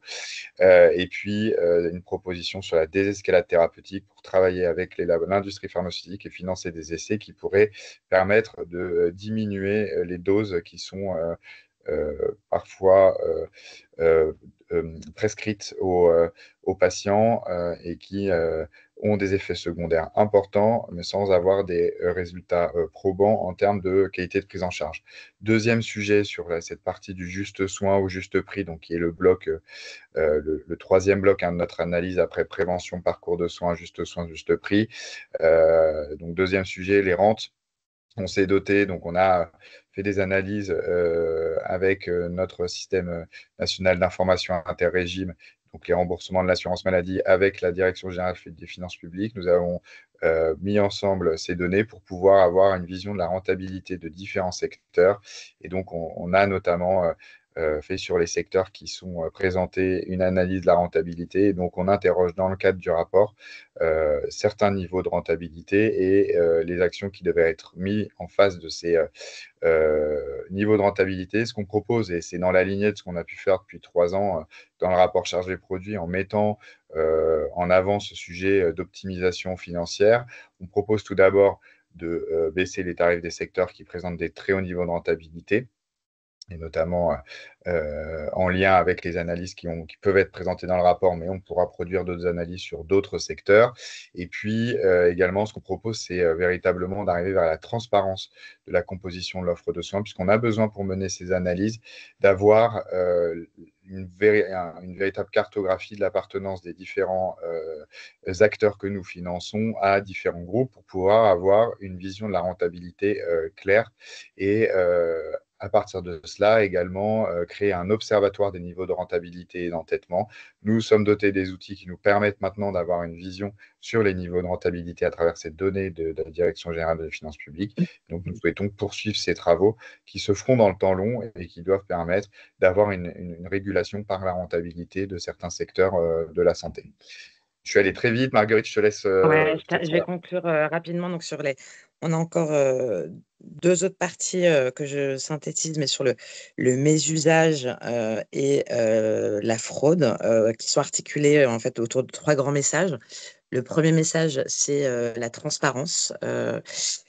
Que les patients, les assurés sociaux aient mieux connaissance et mieux conscience du coup de la santé, de leur santé, donc qu'ils puissent recevoir des notifications, les éléments concernant l'investissement de l'assurance maladie, que l'assurance maladie a fait pour eux sur une année à chaque consultation. C'est aussi ce système de transparence qui doit être mis en place pour détecter des fraudes ou des actes frauduleux, le fait d'avoir une notification dès qu'un acte est réalisé. Et puis cette transparence, elle est aussi importante pour les professionnels qui n'ont pas toujours conscience en réalité de là où ils se situent en matière de dépenses et de prescriptions, et donc de pouvoir donner aux professionnels aussi tous les outils d'analyse de leurs propres pratiques. La deuxième chose, après la transparence, c'est le numérique en santé. Grégoire en a parlé, on a développé quand même des produits qui sont extrêmement performants, que ce soit Mon Espace Santé, l'ordonnance numérique. Ça s'entend moins et l'accélération est différente. L'application carte vitale, etc. Et donc, on a absolument besoin de généraliser ces produits. Monsieur Le Bihan, il faut couper votre micro. Monsieur Le Bihan, je vous avais dit que j'adorais faire ça, donc là, je me lance. Voilà, c'est bon, Marguerite. Ok, donc le numérique en santé, on sait qu'on a besoin de l'ordonnance numérique à l'hôpital, c'est essentiel. On a aussi besoin que les professionnels de santé s'équipent des logiciels qui sont les plus en pointe et qui permettent notamment d'intégrer de l'IA. Et nous aussi, on s'équipe progressivement d'outils équipés d'IA pour mieux détecter la fraude. Et puis la dernière chose sur la lutte contre le gaspillage et la fraude que vous retrouverez dans le rapport, c'est la fermeté. Puisque c'est vrai que maintenant, on a des niveaux de fraude détectés, stoppés qui sont quand même extrêmement importants. Donc, on a déjà mis en place un certain nombre de mesures, mais on va plus loin. Le fait que le tiers payant soit systématiquement conditionné à la présentation de la carte vitale, on ne peut plus continuer à avoir autant de flux dégradés, ça n'est plus possible. Et le fait aussi d'avoir d'avoir une surveillance un peu plus forte des personnes qui ont fraudé. Donc, je ne parle pas des personnes qui ont eu des indus, mais des personnes qui ont fraudé, qu'il s'agisse d'assurés sociaux ou de professionnels de santé, que leur reconventionnement soit plus compliqué, que la prise en charge, etc., que tout ça soit mieux surveillé, puisque aujourd'hui, on a très peu de personnes qui font beaucoup de mal à l'ensemble du système, et donc il faut vraiment qu'on arrive à être plus ferme vis-à-vis des quelques personnes qui mettent notre système en péril. Et puis je conclus, on va peut-être aller directement sur la slide avec les gros blocs, pas celui-là, ouais, non, le graphique. Ok. Celui-là ? Ouais. Exactement. Donc en fait, une fois qu'on a présenté tout ça, donc on a les 25 milliards de déficit tendanciel qui vont arriver. Et en fait, ils se découpent, compte tenu de ce qu'on vient de dire, en 19,5 milliards de moindre augmentation de la dépense, qui va continuer à augmenter, bien sûr, mais de moindre augmentation de la dépense du fait de toutes les mesures de prévention d'organisation des soins et de lutte contre le mésusage qu'on aura conduite, le fait de stabiliser, et ça c'est très important, la part AMO du système de santé. Donc aujourd'hui, les dépenses de santé, c'est 80% AMO, 20% MC. Et donc, il faut qu'on arrive à stabiliser cette part-là. Donc ça représente 3 milliards de dépenses que l'assurance maladie n'aura pas en plus à couvrir d'ici 2030. Et puis, on a également des mesures en recettes, puisque si on maintient notamment les taxes comportementales, on les maintient, on les élargit pour maintenir un taux de prélèvement obligatoire constant sur ces taxes-là. Ça permet également d'engranger des recettes. Et puis, donc vous aurez ensuite le détail de comment tout ça comment on l'a découpé, notamment en sous-parties, le détail de ce qu'on propose pour 2026, qui est assez conséquent autour de... tu peux juste peut-être y aller 30 secondes.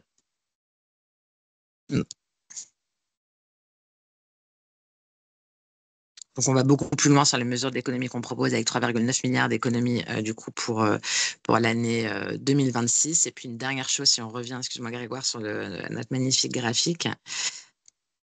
Et ça, vous pourrez regarder tout ça, il y a le détail. Voilà, si je reviens ici, en fait, ce qu'on permet de faire avec ce rapport, c'est d'empêcher que le déficit tendanciel ne se creuse. Donc, en fait, qu'on n'ait pas 5 milliards de déficit en plus chaque année à compter d'aujourd'hui. Donc, finalement, c'est de corriger ce que vous voyez en bleu foncé, les 25 milliards. Ce dont on ne parle pas dans le rapport, ce sont les 16 milliards. Comment est-ce qu'on solde les 16 milliards de stock de déficit? Et donc là, on a juste posé un peu à plat les arguments parce qu'évidemment, vous pouvez corriger ce déficit en recettes, vous pouvez le corriger en dépenses, vous pouvez le corriger en partage AMO-MC. Donc, on a mis un certain nombre d'arguments de part et d'autre. Il y a évidemment d'un côté le taux de prélèvement obligatoire qui est déjà élevé et de l'autre le fait que, par exemple, le Ségur n'a pas été financé. Donc, vous retrouvez ce type d'argument. L'objectif, nous, à l'assurance maladie, on ne prend pas parti puisque c'est un débat qui est éminemment politique, mais on donne les outils pour que, au sein du débat public, ceux que ça intéresse puissent s'en servir, puissent comprendre les sous-jacents de ce déficit pour ensuite proposer des solutions pour le résorber. Merci vraiment chaleureusement pour votre présentation. On a un petit peu débordé, il y a 2 mains levées. Je ne sais pas si vous êtes d'accord pour qu'on prenne rapidement ces 2 questions. Oui, en tout cas, moi, je peux prolonger si nécessaire. Je suis désolée, c'est vrai que c'est un très gros rapport chargé-produit, c'est un rapport chargé-produit un peu exceptionnel. On a pris un peu plus de temps. Alors, s'il vous plaît, des questions très courtes et des réponses courtes pour qu'on limite un maximum le débordement. Saïda Sobei, je vous laisse poser votre question.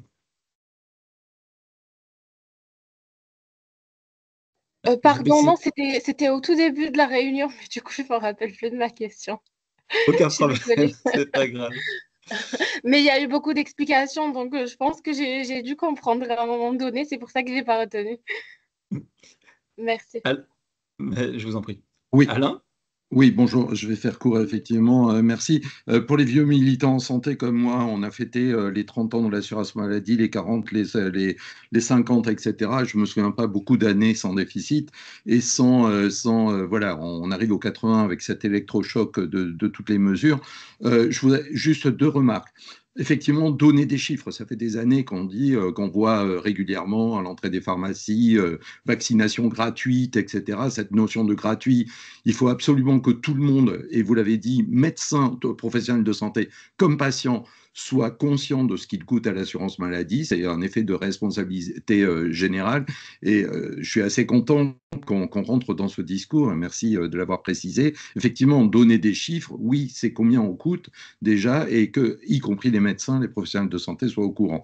Donc ça, ça me paraît vital. Deuxième chose, et j'ai attendu 9h30 pour entendre le mot association de patients ou d'usagers. Effectivement, moi, je prône depuis longtemps, à chaque diagnostic, on ne va pas revenir sur la prévention, à chaque diagnostic, il faut que le patient et les proches soient conscients qu'il y a des aides autour, qu'il y a des outils pour mieux gérer la maladie, pour rentrer dans le quotidien.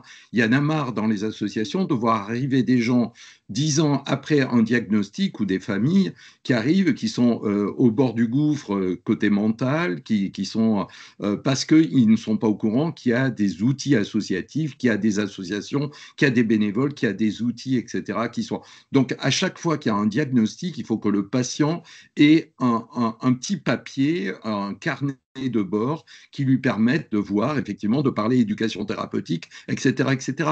Les médecins ne parlent pas d'éducation thérapeutique ou très peu, ils ne savent pas le plus souvent ce que c'est, n'ont pas une conscience du périmètre de l'éducation thérapeutique qui est sous-utilisé. Il y a beaucoup de dispositifs qui sont méconnus des professionnels de santé dans ce millefeuille de coordination qui arrive en région. Je fais des formations sur toute la France. Je vois autant les usagers que les professionnels ne sont pas au courant de cette richesse de coordination que vous avez mis en place. Beaucoup de dispositifs sont méconnus des professionnels de santé, donc il n'y a pas d'orientation à la sortie de l'hôpital, pas d'orientation en ville, etc. Donc par une méconnaissance de tout le monde, des patients évidemment comme des professionnels. Donc voilà, donc ces outils à mettre en place au moins quand un patient est diagnostiqué, ça existe dans des pays où vous avez la moindre, une grippe, comment les bonnes pratiques, les orientations avec toutes les ressources qui existent et qui sont formidables en France et qui existent, qu'elles soient officielles ou associatives. Voilà, je voulais juste dire ça sans m'étaler sur beaucoup de choses. Donc, orientation, connaissance de tout ce qui existe et qui est formidable en France et qui est sous-utilisé. Il y a beaucoup de choses qui sont sous-utilisées malheureusement. Vous Merci, voyez, Alain. j'ai fait court. Lionel Baran, il y a eu déjà plusieurs échanges dans le chat sur la biologie, donc je compte sur vous pour faire une question courte aussi. Oui, on va faire vite. Bah oui, je suis tout à fait d'accord avec ce qu'a dit mon collègue, hein, sous-utiliser les professionnels. Alors, c'est aussi notre cas. Ce qu'il faudrait, c'est le bon examen pour le bon patient et les scores de risque, on en a parlé, hein, que ce soit sur les maladies hépatiques, maladies cardiovasculaires, maladies rénales, et tout ça, ce sont des composants du diabète. Il y a eu un rapport de la Cour des comptes tout récemment. Donc, il faut absolument qu'on avance sur ces dépistages. On a un blocage actuellement avec les maladies rénales chroniques. Il faudrait vraiment qu'on arrive à le débloquer pour faire ce calcul de score de risque. Et puis, ce qu'il faudrait évidemment, c'est suivre ces pathologies chroniques. Et nous, ce qu'on proposait, c'est qu'il y ait des biologistes référents qui puissent suivre quand on dépasse les délais, qu'on puisse suivre pour pouvoir lancer une alerte aux patients en disant attention, il y a ci, il y a ça qu'il faudrait réaliser. Ensuite, transmettre tous ces résultats aux médecins traitants avec des bilans de prévention liés à l'âge. Hein. Ce qu'il faut, c'est ce que vous avez dit dans le diaporama. On sait qu'à certains âges, il y a des facteurs de risque, des choses à aller dépister.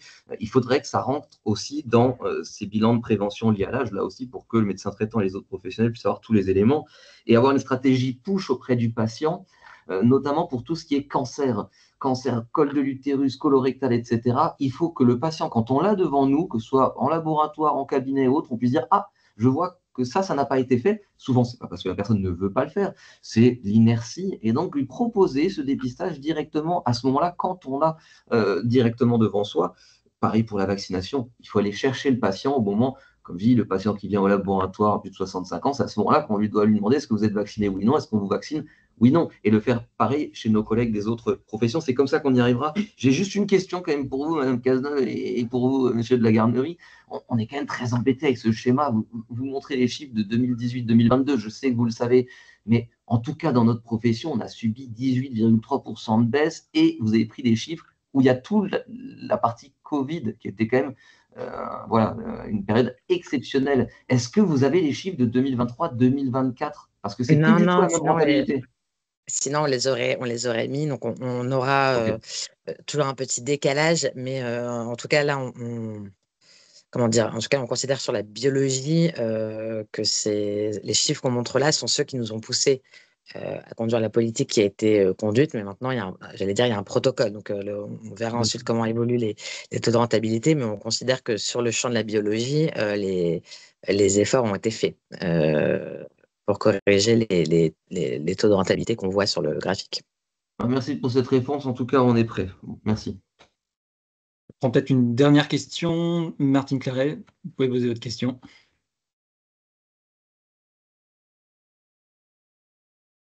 Votre micro est coupé. Je ne sais pas si...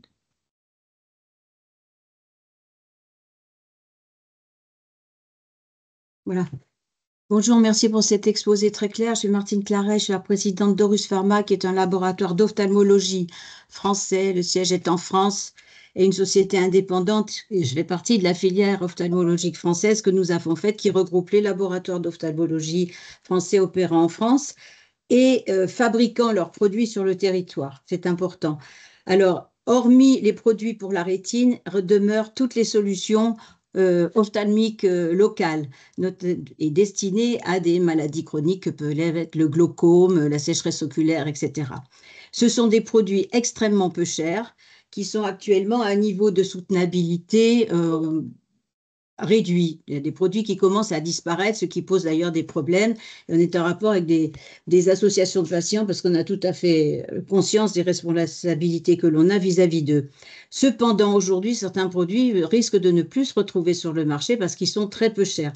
Alors, il y a eu, en ce qui concerne la régulation des médicaments, une mission en 2023 qui a été la mission dite Borne, puisqu'elle avait été instaurée par Madame Borne, dans lequel il y a un certain nombre de choses qui ont été faites et ces résultats avaient été remis, ils ont été reconnus comme étant de très bonne qualité parce qu'il y avait quand même des gens qui ont participé, qui étaient d'horizons très divers et certaines propositions ont été faites et notamment pour ces produits destinés aux maladies oculaires hors rétine, n'est-ce pas?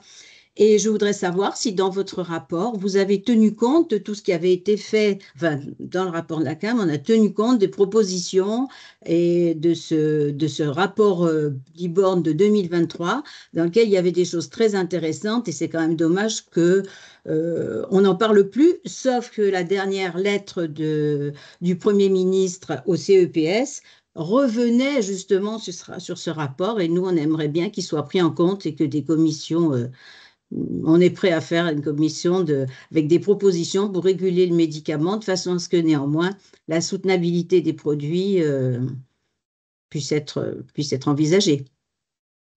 La soutenabilité industrielle. Donc, est-ce que vous en avez tenu compte? En fait, quand on produit un chargé produit, on essaie de produire des études inédites donc, qui vont apporter de la valeur ajoutée par rapport à ce qui existe déjà et ce qui a déjà été produit. Donc ensuite, pour le CEPS, de toute façon, il va y avoir un nouveau cadre qui va être posé. Et donc, ce cadre qui va être posé entre les industriels et le ministère, et les ministères d'ailleurs, il va tenir compte des différentes analyses qui auront été produites, le rapport effectivement, le rapport Borne, et puis les éléments que nous on a pu apporter, qui sont un peu plus spécifiques, notamment sur l'oncologie et sur l'évolution des ASMR4. Donc nous on apporte, j'allais dire, des éléments supplémentaires dans cette analyse complexe et multiple, qui est celle de l'analyse de l'évolution des volumes et des prix des produits de santé. Et donc, c'est bien, ne vous inquiétez pas, ce sont bien tous ces éléments qui, normalement, devraient entrer en compte dans les futures négociations. Merci. Merci beaucoup. On a une dernière question. Je ne sais pas si Muriel, Carole, vous voulez la passer ou si il reste encore 1 minute. Oui, juste, j'irai dans le sens de la question sur l'ophtalmologie de Madame Claret. C'est que plus spécifiquement il est proposé de baisser les prix des ASMR5. C'est des produits utilisés par des millions de personnes puisque c'est des pathologies très courantes. Les prix sont inférieurs au prix d'un café en terrasse à Paris. Donc pourquoi il est proposé dans votre rapport de continuer cette politique comptable de baisse des prix alors que visiblement elle est arrivée en bout de course? Alors, vous le verrez dans le rapport, il y a vraiment des analyses très poussées. Ce qui nous inquiète, c'est plus la dynamique et donc le fait que donc on a une dynamique des produits entrants ASMR5 qui tire la croissance vers le haut. Donc, c'est pas tellement le stock des produits qui sont aujourd'hui commercialisés, mais c'est tous ceux qui arrivent et qui en fait apportent pas de service médical particulier par rapport à ce qui existe déjà, mais arrivent pourtant avec des prix très supérieurs. Et donc ça, c'était quand même quelque chose qu'on avait réussi à peu près à cadrer jusqu'à présent, mais il faut de nouveau qu'on arrive à tenir compte du fait que quand un médicament arrive et qu'il n'a pas d'amélioration du service médical rendu par rapport à ce qui existe déjà sur le marché, il en soit tenu compte dans le prix. Et aujourd'hui, c'est de moins en moins le cas pour les nouveaux entrants.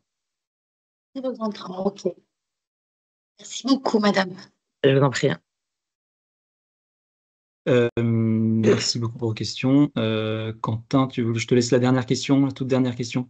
Moi, j'ai un peu j'imagine que vous, enfin, vous sans doute pas, mais s'il y a quelques personnes qui veulent poser des questions en plus, je peux rester plus longtemps, hein. N'hésitez pas. Merci, merci pour eux. Dans ce cas, Quentin, je te laisse poser la question. Merci Germain, bonjour à tous. Donc une question rapide.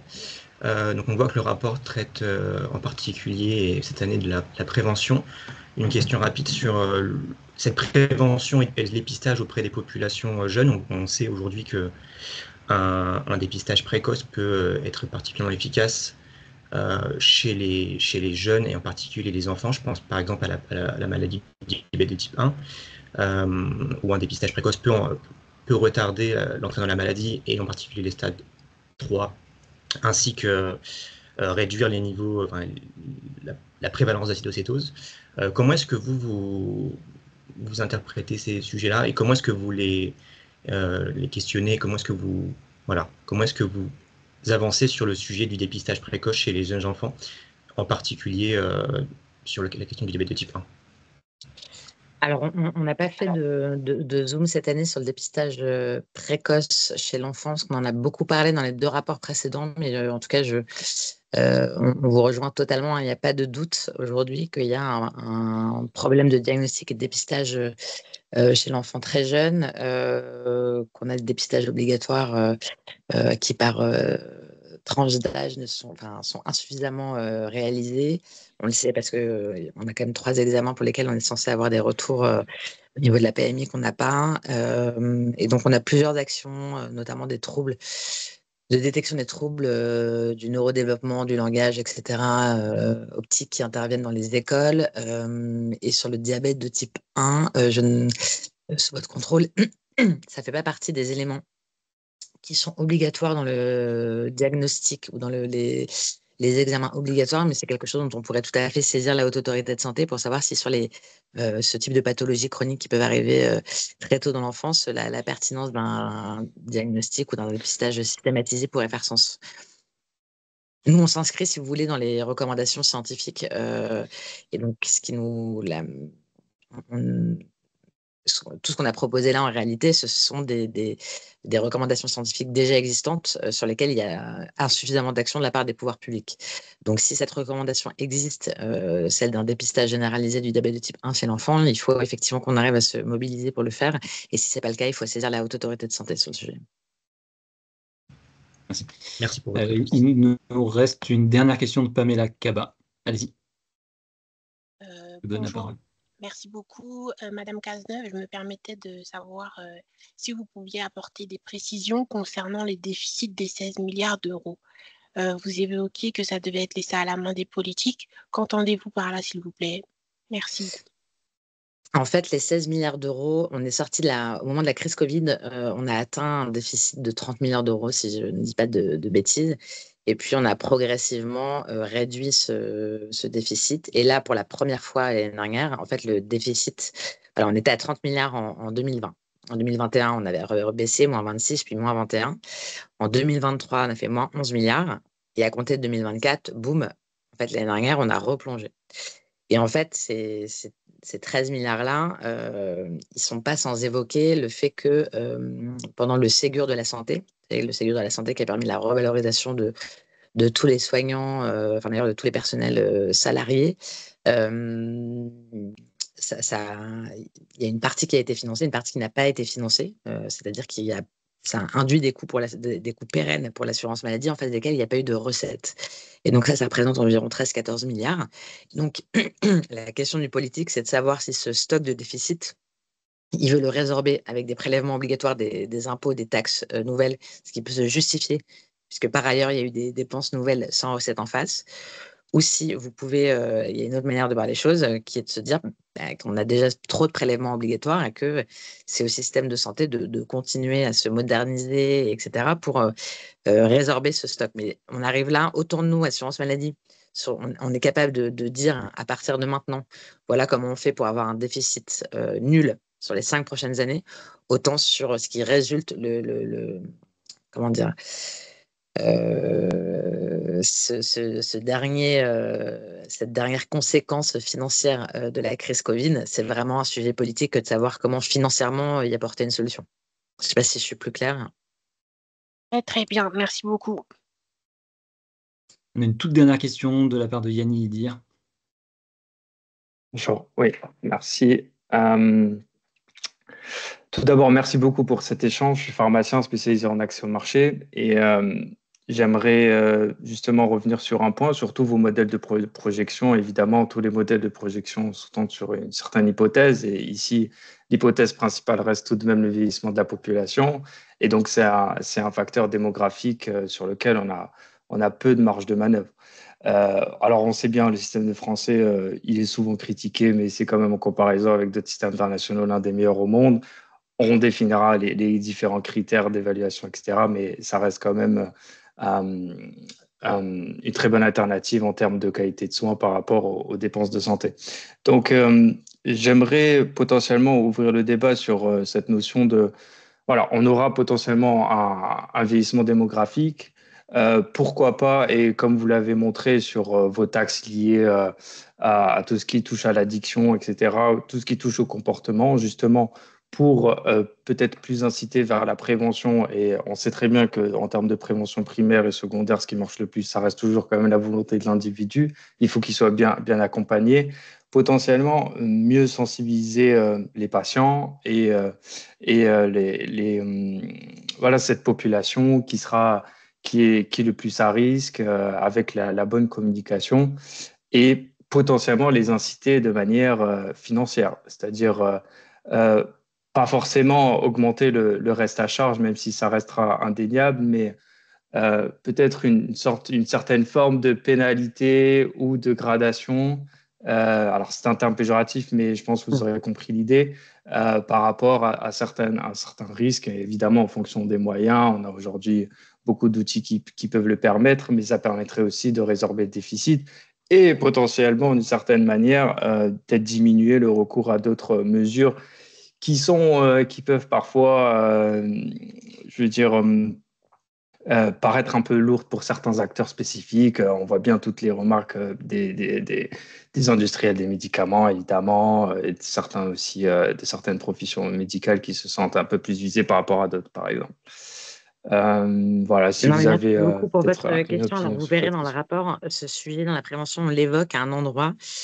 Donc, bon, en France, on est quand même très éloigné d'un système. Déjà, le fait d'avoir un accord de notre conseil sur le fait d'être transparent sur les coûts de la santé, c'est un très grand pas. Je veux dire, pendant très longtemps, on a dit en France qu'il fallait pas stigmatiser, que c'était stigmatisant pour les patients que de faire la transparence sur les coûts du système de santé. Donc, je pense qu'on a collectivement évolué sur le sujet en se disant qu'en fait, la transparence, elle vaut pour tout, quoi. Et donc, on a besoin de cette transparence, que l'on soit professionnel, institutionnel, patient, etc. C'est ça qui nous fait prendre conscience, qui nous rend plus intelligents aussi par rapport au monde qui nous entoure.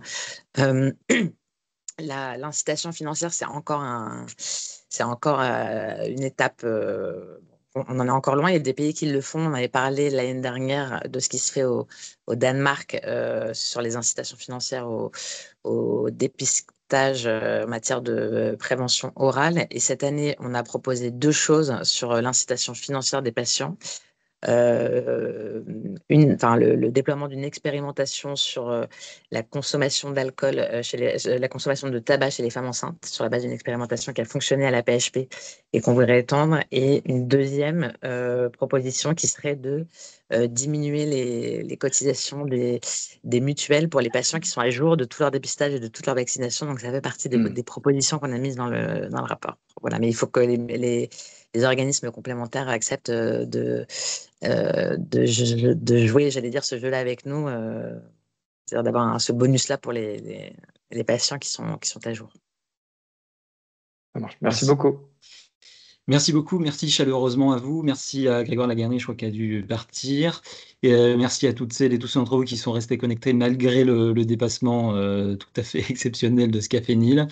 Je vous donne rendez-vous mercredi matin à 8h30 pour un prochain Café Nil. Ce sera le dernier de la saison avec Nicolas Revel, donc le directeur général de la PHP, dans le cadre de la note qu'il a publiée pour le think tank Terra Nova sur justement la santé des Français, comment sortir de l'impasse, qui évoquera justement aussi toute l'organisation des soins, la qualité, le financement, donc tous ces enjeux qui vont, je pense, intéresser chacun et chacune d'entre nous pendant l'été, à la rentrée, et pendant toutes les discussions sur les débats budgétaires jusqu'à la fin d'année 2025.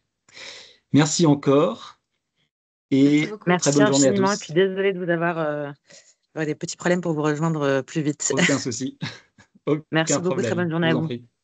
Excusez-moi, est-ce qu'on peut Merci retrouver le beaucoup. support de Merci présentation, beaucoup. s'il vous plaît? On va l'envoyer au Café Nil pour qu'il puisse vous le diffuser si on ne l'a pas encore fait. C'est gentil, merci beaucoup. Au Merci revoir. beaucoup. Au revoir. Merci beaucoup. Merci.